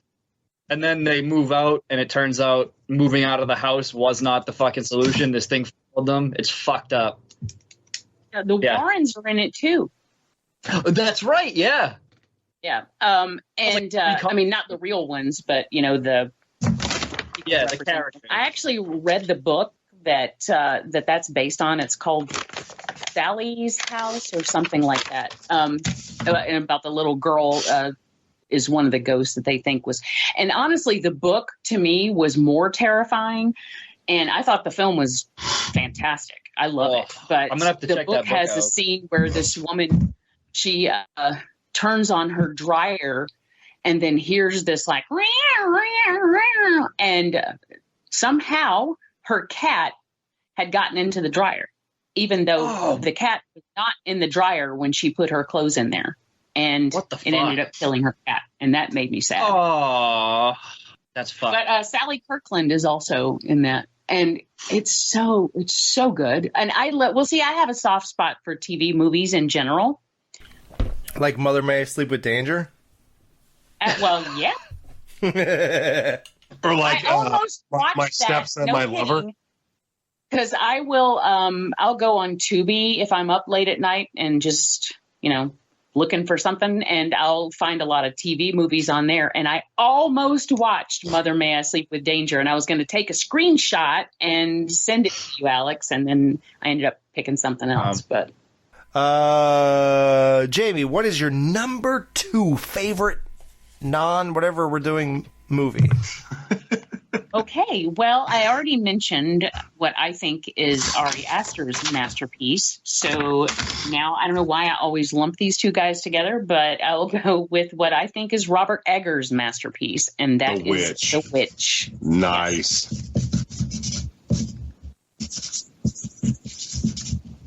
Still haven't seen it. Yeah, The Witch. We reviewed that in the Skeleton Crew 2017, right? Yeah. Yeah. I think so. That was a big one. I just thought it was a brilliant film. One, it's a period piece, which I love. 2, it is about witchcraft, which I love. Also, the fact that he used all natural lighting, everything was handmade to the way it would be handmade back then. And I even noticed that when we were watching the movie in the theater. I was like, look at those stitches. That's handmade, like on their clothes. And wait, what do you mean all natural lighting? They didn't have a lighting crew? No, they used candlelight in the, if they were inside, and daylight outside, and that's it. Now, Even inside, they use daylight a lot of times. a lot of people don't know this. That's how I shot Friday the 13th, 9 Lives. And that's why it's right up there in quality. Better than Jason X. Yeah, a lot of people compare The Witch to Friday the 13th, 9 Lives. And it's because of the lighting thing. Well, and he didn't have that awesome dummy off the balcony bit either. He did not. Absolutely. How many people And he can definitely didn't have that smoking fucking hot Hispanic chick for the final girl. Holy fuck. How are you married? Oh my God. Oh my God. I got through that one. Pretty amazing. Yeah, no, Witch is a great pick. Now I'm really curious to hear your number one, because now you're just throwing me all over the place. You got the Manchester Morgue, Brood, Sixth Sense, Dog Soldier, Witch Roll, Devil's Candy, Changeling, Hereditary, Witch. Jamie is throwing everyone for a loop. All the old Skeleton Crew listeners are like, I don't know where we're going with this, because we all know it ain't Jaws. Yeah, that's right. I mean, well, they've never heard us talk about standalone movies before, and this was a fantastic idea, Chris. No, I think I did mention it. No, you didn't. All right, whatever. Well, I came up with all the Crew shows, everybody. Except for the ones Jamie came up with. Like The Stuff. Yeah, the stuff And the was Cronenbergs. amazing. I was going to let you have it, Alex. I was. I'm just trying to get some credit for this show, but I can't get it. What All we right. should do is our favorite Twilight Zone episodes. Oh, yes. Please, let's do that. But we should do it, favorite Twilight Zones, but from the 80s revival. Yeah, right. That'll be. I'll sit. Oh, no, that one where she stops time and then there's the I nuclear was going bomb to say, in the air. there's one There's a couple from the good 80s ones. revival called, I can't remember what it's called, but the guy comes up from under their beds and he's like, Yo, the Shadow Man! The Shadow Man! Yes, yes. yes! Dude, that episode's fucking amazing. That one's awesome. I saw that I was 9 or 10 years old and it blew my mind, dude. Is there any movie you didn't see at 10 years old? Nope. Nope. Sorry. That's because 1985 was like the year for me that I like completely dove into horror. Mm-hmm. Oh, fuck you. Yeah, hey, you want to point out 20 for me, right? Fuck off, bitch. All right, so now I'm going to say something that's going to sound incredibly stupid. It's called No More Tears. No, I'm just kidding. Oh. There's some horrific elements to that, though. No, so I'll just say it, whatever, fuck it. The Faculty. Hey, nice! Oh my god. I knew somebody would say something like that. I don't love it. I mean, but I'm glad you do. You don't love it, you said? I don't. I don't know why, but I've never been able to get into that one. I didn't get that from our review. Do you really feel that way? Well, I also I like to please you guys, so I don't want to upset you too much. Are you kidding? You noticed that we liked it, so you just kind of like went with the vibe? Well, I wasn't gonna yuck your yum. Just like on the stuff? Hey, I didn't say anything. Dan did all that. The Faculty fucking rips. I'm with you, brother. The Faculty kicks ass. Yeah? I love that. Okay. But it's weird to have so high, right? Like, it should have probably been number 10. I mean, you like what you like. Who cares? When you say number 10, do you mean they're like number 40? I looked at my list I had here, and I went from top to bottom, and for some reason, I liked it more than everything else I said, since I said this. Well, and there you go. Then you put it in the right spot. I just really am into the Faculty. I love the vibe. I love the cast. The kids are great. The teachers are great. Dude, T-1000? Stop Fucking... You also have Salma Hayek, who I'm sure you're into. Oh, God, dude. Still hot. Well, that was the other movie, so I'll just say this real quick. The movie I thought I was going to hear from all you guys is Dusk Till Dawn. That has sequels and a TV show. And a TV show. Holy shit. Ironically, T-1000 is in the sequel. Really?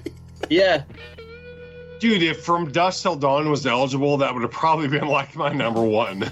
I was gonna, that way, that one, has sequels and a TV show. Yep. And I've never seen the sequels. I don't know. I reviewed that. You guys know what it's all about. I think we did that in 2017 as well.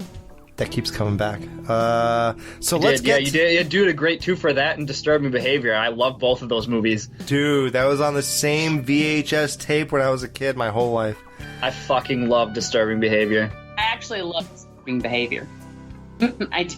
I watched it again not that long ago, and I was like, it's not really great, but I love it.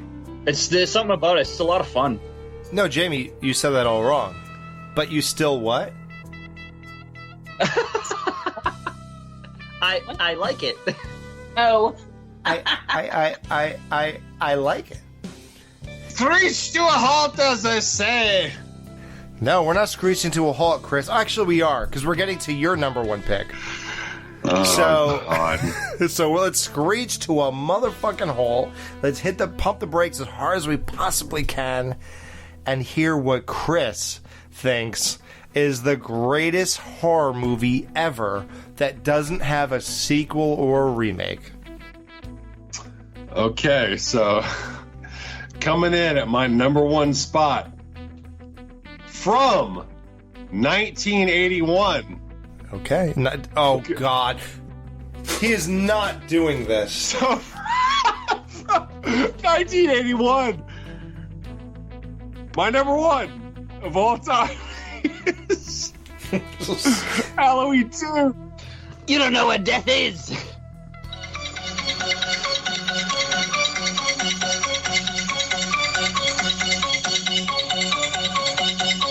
Jamie, if you haven't caught each and every one of our shows yet on Dead Man's Party, I think around show 6 or 7.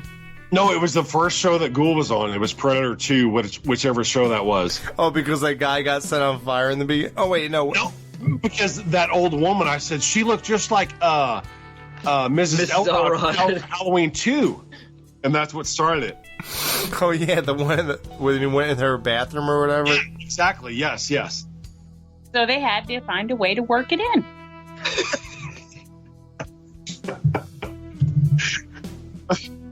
Okay, so anyway, you were asking me for my number one.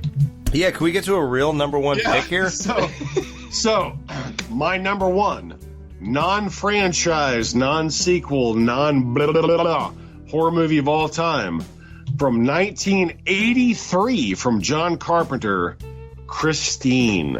Ooh, nice. Oh, shit. I absolutely worship this fucking movie. It is unreal.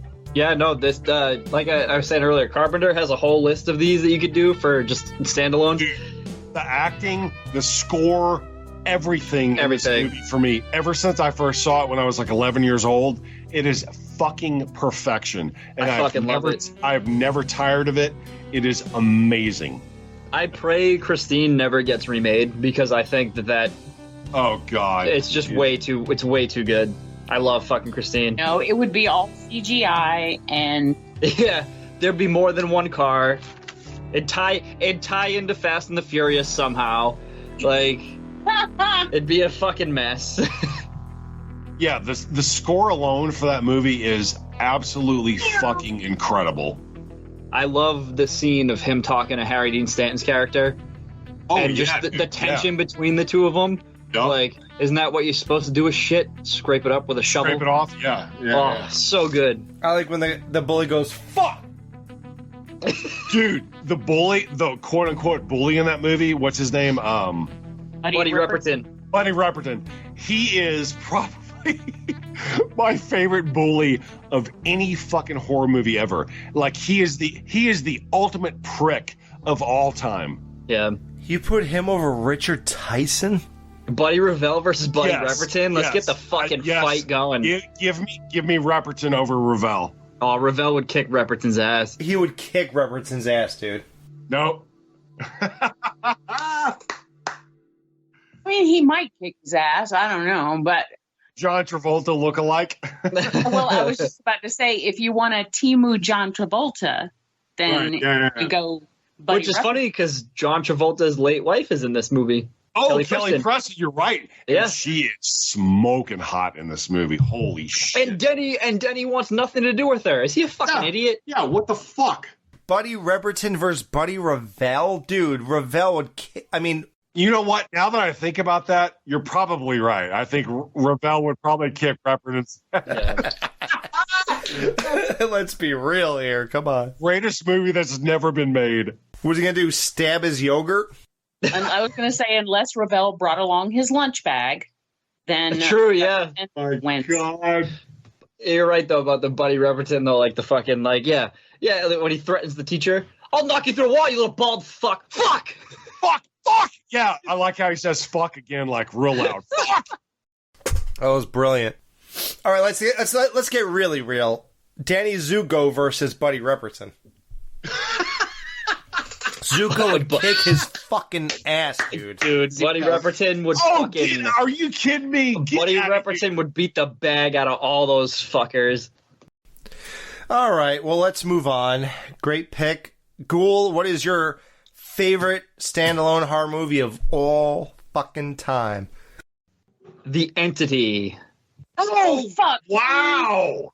Saw this movie for the first time like 6 years ago. It Same here. completely fucked me up. The score alone, which is also done by the dude who did, I think, the first Nightmare on Elm Street movie, Charles Bernstein.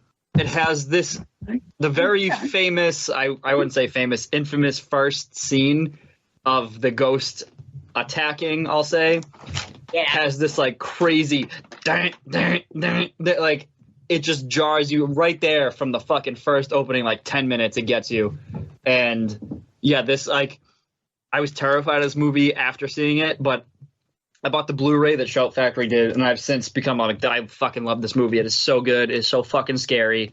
There's, and then She's on the bed, and Alex Rocco is just like, and he fucking bolts. He's Yeah. like, nope, I'm out. and then But- and then when you see it touching her, no, and Also the fact based that on a true story. exactly just what And I was I've about also to say. read the book. Oh, there's a book on that too. Yeah, Oh, and it's actually shit. called The Entity. So Okay, I'm gonna have to get you. You gotta fucking send me the links for the books on the Entity and the Haunted. I want to read those now. But yeah, the Entity, 1982, fucking number one. That never fails to scare the shit. Just thinking about it right now, just hearing the set like in my head, fucking terrifying. Yep. Wow. Yeah. I was going to say, I hear a baby crying, so Alex is obviously occupied. Number one scariest movie, being a father. So, hang on. Ghoul. So, just for your top 10, you have The Addiction. What's your number 9? Scarecrows. Oh, Scarecrows. I couldn't even read my own fucking writing. Then you have Haunt, Prince of Darkness, You're Next, Frailty, Near Dark, Session 9, The Haunted, and The Entity. Yep. that is an excellent list, I have to say. Thank you very much, Jamie. I appreciate that. Jamie has Let Sleeping Corpses Lie, Scanners, which doesn't count, but we'll let it count, The Sixth Sense, Dog Soldiers, The Ritual. Oh, shit. Is that what that says? The Changeling. Okay, Let Sleeping Corpses Lie. Yeah. Then I replaced Scanners with The Brood. Okay. Sixth Sense. Dog Soldiers. And then was it Devil's Candy? Hereditary, and The Witch. And then The Witch. And then whatever you have coming up. Okay. What was your list again, Chris? Starry Eyes at number 10. Then Cujo. House by the Cemetery. Killer Clowns from Outer Space. House of the Devil. Signs. Silver Bullet. Nightmares. Clown House. And Christine. That's a fucking great list, too. Thank you. Dude, I think we all fucking delivered. I'm so happy about That's what I wanted, just like a big fucking variety of shit to talk about. Because now I have stuff that I haven't seen that I gotta watch. Yeah. Right, exactly. I mean, at least nobody put The Faculty. Oh, wait. In my list of writing Kidding, Alex. standalone films down, The Faculty was written down. My God. You know, I'm looking through what I have as honorable mentions. I have 1, 2, 3. I was pissed when Chris reiterated the rules because when it became no remakes, no sequels, took The Hitcher off my list, which I'm fucking pissed about because that's one of the fucking greatest horror movies of all time. That would have been like my number one, probably. That was one of those movies that my best friend and I used to rent constantly. And I saw that movie so many times. And back then I had a big crush on C. Thomas Howell. C. Thomas Howell was awesome in that movie. Also, Jennifer Jason Leigh also is awesome in that movie. Yeah, So and I don't always like her because she doesn't frequently open her mouth when she talks, but No, yeah, she's got that twang. She's like hella low key a lot of times. Like Yeah. when she, yeah. Like when the Hateful Eight, her character, she's such a fucking pain in the ass, but she's awesome. oh, she's fantastic. And that scene where he actually breaks the guitar, her reaction is priceless. It was because I guess that was the legitimate, I forget whose guitar it was, but it was the real, like, Legends guitar or something like that. And she was, like, shocked, and he didn't, not Kurt Russell, Kurt Russell, right? No, yeah, right. Yeah, Kurt Russell. Kurt Russell didn't know, and he just smashed it, and her reaction was so good.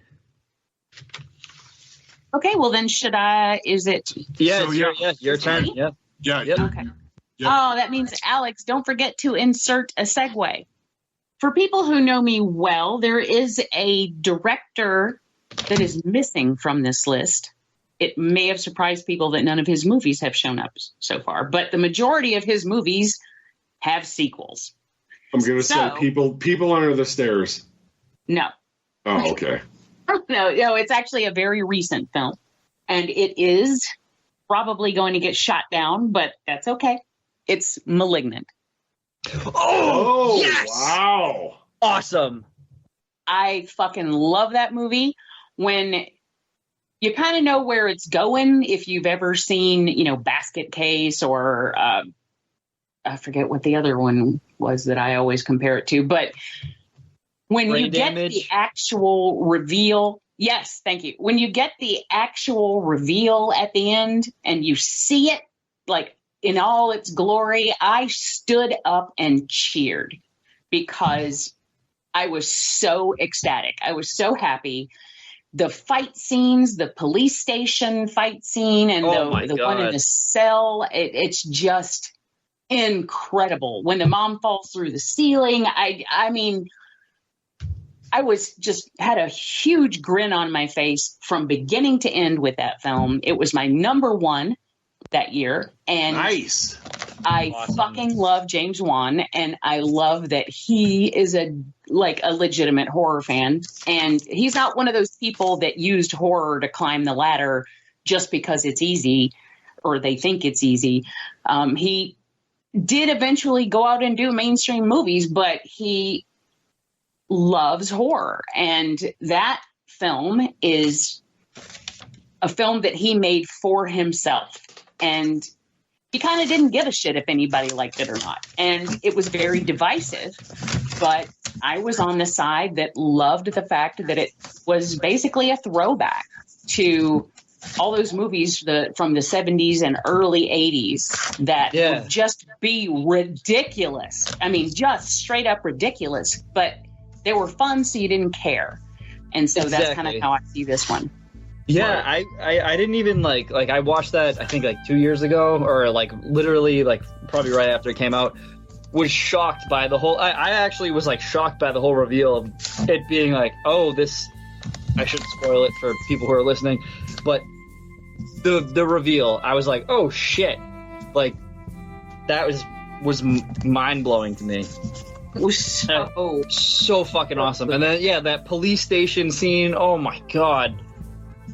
And the fact that he used actual two different contortionists to play that role. So Right. it's not just straight up, there are a couple of CGI moments with the character because you just, couldn't get a human to do some of those things, but the majority of it is actual people, and I love that. I love the music, and it's just, there are so many elements of it that scream giallo. You can see all of the influences in that film that he just pulled from all these different things, which he's known for doing. Right. But the thing is, he does it well.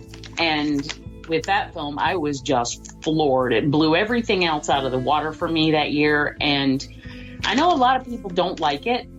Christian is one of them. Christian does not like that movie. But, I mean, and that's cool. You can not like what you want, but Right. Yeah. I love it. Nice.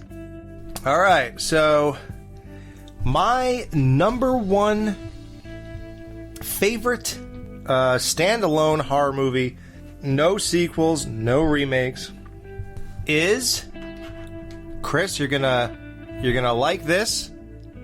It is also Christine. Yes. Nice. Very fucking nice. Oh yeah. Why don't you try it, little bald fucking on, knock you through the wall, fuck! I'm so glad they haven't remade this movie yet. I know. Hasn't there been talks about remakes for like years? Probably. Yeah. They'd have to do like the It 2018 thing or 2017 thing to it. Just make the car like a fucking Firebird from the 80s and then set it in like 2000. Yeah. Ooh, yeah. Well, yeah, right. It would have to be the equivalent. Right. Yeah. It wouldn't be as cool though, because who cares if you see a car come back to form now?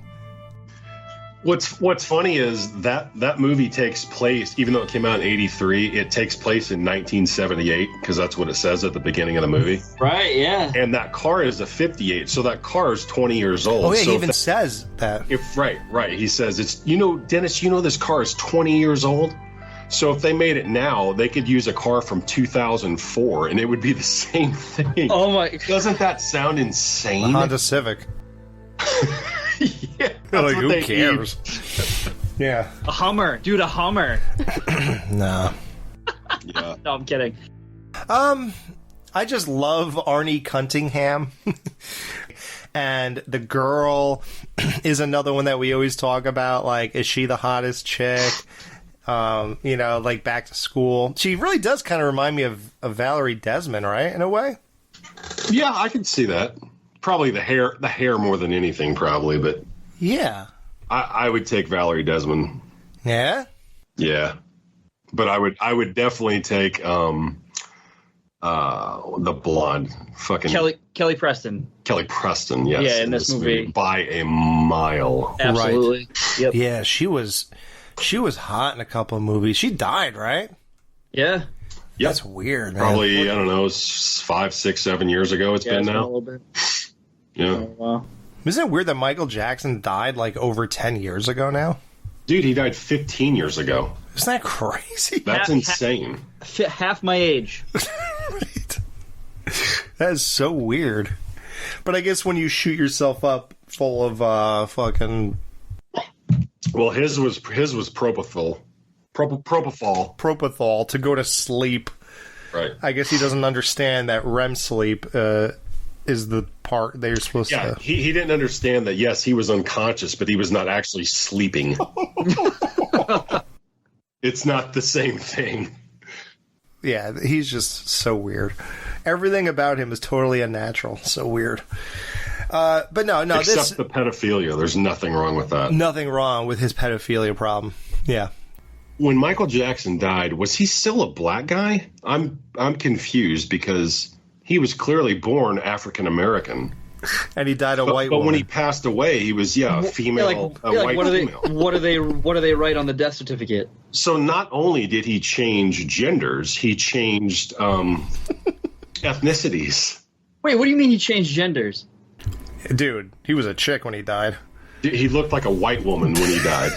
No, looked like, but was he really? No. Oh, I thought you meant like that was the thing. I was like, this is fucking news to me. No, because that's just what he looked like. Yeah. Oh, I thought you were saying like he was officially. Dude, Ghoul's mind was blown there for a second, dude. Yeah. I was like, whoa, this is. Yeah, you're thinking 2021 to today stuff. I was like, whoa. We're like, just really? talking about back then. Yeah, no. He just, Just his appearance. Yeah, he's kind of like a chick. Okay. Without committing to it. That was wild. Ghoul was like, whoa, wait, what? Yeah, like, that I ain't makes getting sense. rid of this penis. So I will say the best he looked as far as just like pure fucking baller status was probably in the Thriller era. So from like 82 to 84 when that whole tour was going on. And by the way, he had total surgery for that. Oh, well, yeah. Have you seen his nose like in the late 70s when his first album, Off the Wall, came out? It looks like the mom from Willy Wonka. Rachmaninoff. Rachmaninoff. When did he turn white? So, okay. So when the album Thriller came out in 82, he had clearly had a nose job for sure, but he still looked like a black guy. And then 5 years later, when his next album came out, Bad, his skin was definitely light. Definitely light. Hold on. I got this. Wait, so that was in the 80s? Yeah. I see. I've never I like Michael Jackson music. I've never deep dive on his like personal life. I thought it was like the late 90s to 2000s when he started doing it. No. His first album came out in 78. Yeah, it was called Off the Wall. He started doing, okay, I don't know how well this is going to translate over this camera, but this is the Thriller album from 82. Yep, I can see that. Yeah, that's pretty clear. Yeah. Now here's the next album 5 years later. Oh, wow. Okay, shit. Clearly looks very different. He Yeah. looks like a chick there. Right. He does. Those eyes. I want to look like Elizabeth Taylor. He looks like Stacey Nelkin. He does. Oh, he does. Oh, my God. Stacey Milken, according to Alan. Milking, yeah. Yeah, she looks like Michael Jackson in the Bad album. I didn't realize that was fucking the 80s. I always, maybe because like when I obviously growing up 2000s, there was Right. like the controversy of him like dangling his kid over the fucking. Oh, Right. yeah, that was way fucking later. Yeah, I always thought that was like maybe. Did you ever see the documentary Leaving Neverland? I don't have the heart to watch it because like You need to watch it. yeah, Oh, yeah. I've seen it like 3 times. it's those two guys who like You've watched Yeah, that right. 3 times? Oh, yeah. I was obsessed with that documentary. Well, I watched it immediately on its release, but I haven't watched it since then. Dude, it is a masterpiece. The details that the two kids that they focus on as adults when they're telling their story, the details that they go into on what he did to them is absolutely mind-blowing and incredibly sexy. yeah. So, guys, forget about Michael Jackson. What you got to focus on is the fact that I had to dip out on this show, baby stuff, and that's why you don't hear Jamie for the last 10, 15, whatever it's been since I've been telling you my top movie. I couldn't tell these guys my top movie, so we cut into this with this a new recording here, and Jamie will be back, and I will be gone for the rest of the show. So it's going to be these guys. I'm relinquishing command of the Lazarus to my son Scott, who is now Chris. Yeah, I tried. I think I miserably failed though when I took the reins after you bailed. No, dude, Chris, you did fucking great. Yeah, especially for my edits. Exactly. I'm sure Alex will make me sound fine. Chris is gonna do amazing, guys. So I have to leave now. I get to go back in time and tell you this, and so you're gonna how many minutes are left on this show. I will not be there, but do not fear. I have heard it all already. It was great. Jamie is great. These guys are great, and they get into all sorts of horrific fun. And happy Halloween from me, mid-October, whatever. All right, guys, take it away. Ghoul. What? Yep. Just give me your top 10 again. My top 10 was, from 10 to 1, was number 10, The Addiction. 9, let me know when you're ready to go. Yeah, I'm good. Scarecrows. Uh-huh. 8, Haunt. Uh-huh. 7, Prince of Darkness. Uh-huh. 6, You're Next. Okay. 5, Frailty. Uh-huh. 4, Near Dark. Mm-hmm. 3, Session 9. Okay. 2, The Haunted.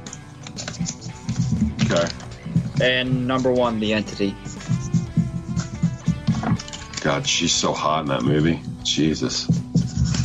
Hey, Barbara Hershey is actually a fucking smoke. I know, dude. No, I'm being dude, even in Insidious, she still looked great. She aged extremely well. She is hot, dude. Yeah. Yeah, absolutely. Yeah. So you guys want to do some honorable mentions? Oh, yeah, sure. I can rattle some off. I got like 5 or 6 or 7 or whatever. I got a couple, yeah.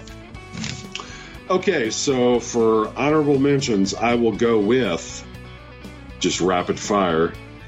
Blood Rage from 1987. The Beyond. Nice. Yeah, The Beyond from 1981. Clown from 2014. Midnight Meat Train from 2008. Intruder from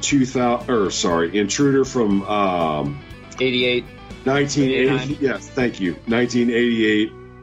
Monster Squad, which I really wanted to put on my list, but the whole comedic thing, I was like, God, this is almost like a kid's movie. I almost feel like I can't put this on this list. Me and you had that same moment this week. You asking me if Monster Squad was a horror movie, and me asking you if Frailty was a horror movie was the same thing. So I was like, I want to put Monster Squad so bad, but I was like, fuck it, I'll just put an honorable mention. So Monster Squad, and then finally, for my last honorable mention from 1977, The Sentinel.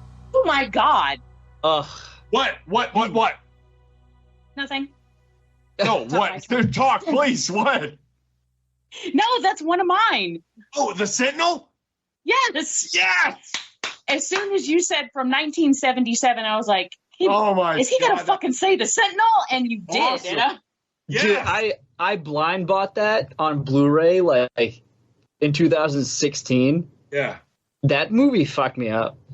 What do you mean? Awesome. It was like genuinely terrifying. Yeah. So you like it? I liked it. I don't know if I ever want to watch it again, but it was fucked up. Why, because of all the like fucking retards? Dude, I knew you were gonna say that. But it also has so many awesome people in it.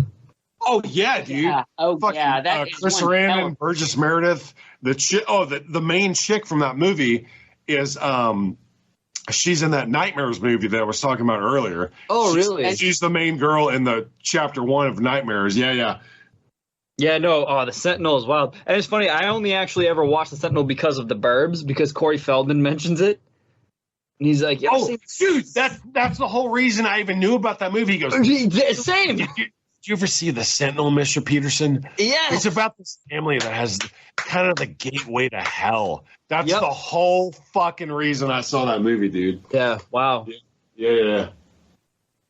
All right, I'm going to throw some of my honorable mentions out there. I have Trick or Treat from 1986, Sammy Kerr, Yay.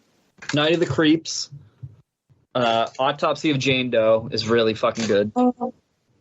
Leviathan as another honorable mention. Oh, wow. That movie's fucking amazing. Doing that for my buddy Chris. The juice to get the baby to drink the medicine. That's I don't know why I always remember that Ernie Hudson line from that movie, but And then my last I'm gonna throw another one out there before my last one. Behind the Mask, The Rise of Leslie Vernon. That's a great that one's awesome. Yeah, I've seen it. And then Late Phases with Nick Dean. Oh, yay! Oh, dude, you like that movie? I love that movie. I love even it. though I think the werewolves look like hobgoblins, but They look silly as fuck, but I love that. The but movie is it's a just too good. fantastic film. Oh my, love that fucking movie. So yeah, so those are my honorable mentions. Jamie, if you have any honorable mentions, please air them out. I Let's hear do. it. Hell yeah. Okay. So, well, the Sentinel that we've Awesome. That's Awesome. already awesome, known. Awesome. Also, The Empty Man. Ooh, a couple years ago. I don't know what. I've heard of that. I've never seen it though. Okay. I haven't heard of that. I highly recommend that one. It's very good, and there's one scene in particular that I think is scary as hell. But that's good stuff. Also, The Night House. Oh, my buddy Gary fucking loves that movie. Oh my God. That was so good. The use of light and shadow in that movie is incredible. The performances are amazing. Highly recommend that. And then for werewolves, Late Phases and Where, which is a French sort of almost found footage kind of film that's a werewolf film. If you haven't seen that one, you should. It's very good. Where? Okay. Rawhead Rex. That's just a Oh wow, I haven't. I know the cover art, but I've never seen the. I know. Yeah, I know of it. I haven't seen it. Yeah. Okay, well, there's a scene where the monster pisses in a priest's face. And it's fantastic. I really do love it. And that's it for me. Okay, so I'm going to read my buddy Gary Miller, who is the sole reason I even know who Alex is. Okay, Ghoul, you ready? Ready. All right, so this is my buddy Gary Miller's list of his top 10 non-franchise horror films of all time. Coming in at number 10, Haunt. Whoa! You like that, right, Ghoul? Oh yeah, that was my number 8, I think. I knew you'd like that. Number 9, High Tension. Interesting. Number 8. I love that movie, except I can't get past the end. I want to punch Aja in the face for that. But the end is a little wanky, but other than that, it's really good. It's so brutal. It's fantastic. It's very fucking brutal. Yeah. So number 8, Dressed to Kill. Oh shit! You like that? Love my I really like that. Oh, it's really good. Wow, that's a good pick. So number 7 from 2022, Watcher. I don't know if you guys have seen that or not. I've seen it once. Number 6, The Funhouse. Yay! Okay. Oh, you like That's that? one of my all-time favorite slashers. Oh, wow. Cool. Number 5, Silver Bullet. Number 4, Just Before Dawn. One of the best final girl kills ever. I've never heard of that. Well, she doesn't get killed, but she kills. I would completely disagree with you, but What? You don't like that? I think that final kill in that movie is like comedically bad. I've never heard of it's this movie. It's so inventive. When she rams her hand down that fucking throat of that guy, Yeah. it's awful. It is awful. No. Oh, Jamie, oh my God, it's terrible. Jamie, I love you. I'm sorry. It's terrible. Okay, number 3 from Gary, Clown House. Yeah! Number 2, Nightmares. You can tell we grew up together. And number 1, ooh, from 1981 with Linda Blair, Hell Night. That is my number 1 non-franchise slasher. And Seth didn't make the list? I didn't think about it. There are so many movies. Oh, I know. But my buddy Gary, But I should he have. is fucking obsessed with that movie ever since we were little kids. But Seth from that movie is my friend Gary's like ultimate what's his name from Cobra Kai? Johnny Lawrence. Johnny Lawrence. That's like his fucking doppelganger. Seth from fucking Hell Night is Johnny Lawrence from Cobra Kai for my buddy Gary. Like, he fucking worships those two guys. I can see it because I love them both too. And he's a Van Patten. You're right. Yes, he is. You're right. Yep. So I have one other list to read. And this is from a Canadian asshole that I know. Goes by the name of Christian Luciani. Never heard of him. So, Christian's top 10 non-franchise horror movie list. From number 10, Incidents in a Ghostland. Number 9, I Saw the Devil. Ooh, I don't count that as a horror film, but I do love it. See, I haven't seen it. I've heard like rave reviews about that thing, but I've never actually watched it. It's so good. Number 8 from Christian, Dress to Kill. Number 7, High Tension. Number 6, Night of the Creeps. Nice. Number 5, Shaun of the Dead. Oh, wow. Number 4, Opera. Number 3, Krampus. Number 2 from Christian, Hereditary. Yay! I got to rewatch that. I saw it in the theater. It didn't impress me, and I haven't seen it since. And number 1 from the Canadian asshole, Christian Luciani, Videodrome. Wow. It's number 1 non-franchise horror movie. Canadian. Exactly. But I've never seen it, so I can't comment on that movie. What's that? Pascal Logier is the guy who made Incident in a Ghostland, and he's the same one who made Martyrs. All right, guys. Well, there you have it. That was our top 10 standalone horror movies on Dead Man's Party with special guest Jamie Sammons. Now, it's time for you guys to gear up and get ready to explore Haddonfield with Dead Man's Party. We are going to review the most referenced movie in the history of Dead Man's Party next week and the week after. Yes, it's a Point Break-esque mega review. Not Halloween 2 month, but Halloween 2 weeks. So get ready to hear us not reference but review the sequel to the iconic classic that we reviewed last year on Skeleton Crew. So pop your razor blades and your candy bars. Get ready for an all-night party at Dr. Mixture's office. And we're going to sober up with Mrs. Elrod's ham and mustard or mayo sandwiches or something like that. You can watch the TV version, the theatrical version. We're going to get into them both. But we are going to review Halloween 2, 1981. Next week and the week after on Dead Man's Party, 3 kids were killed, and one of them was Ghoul. See you next week.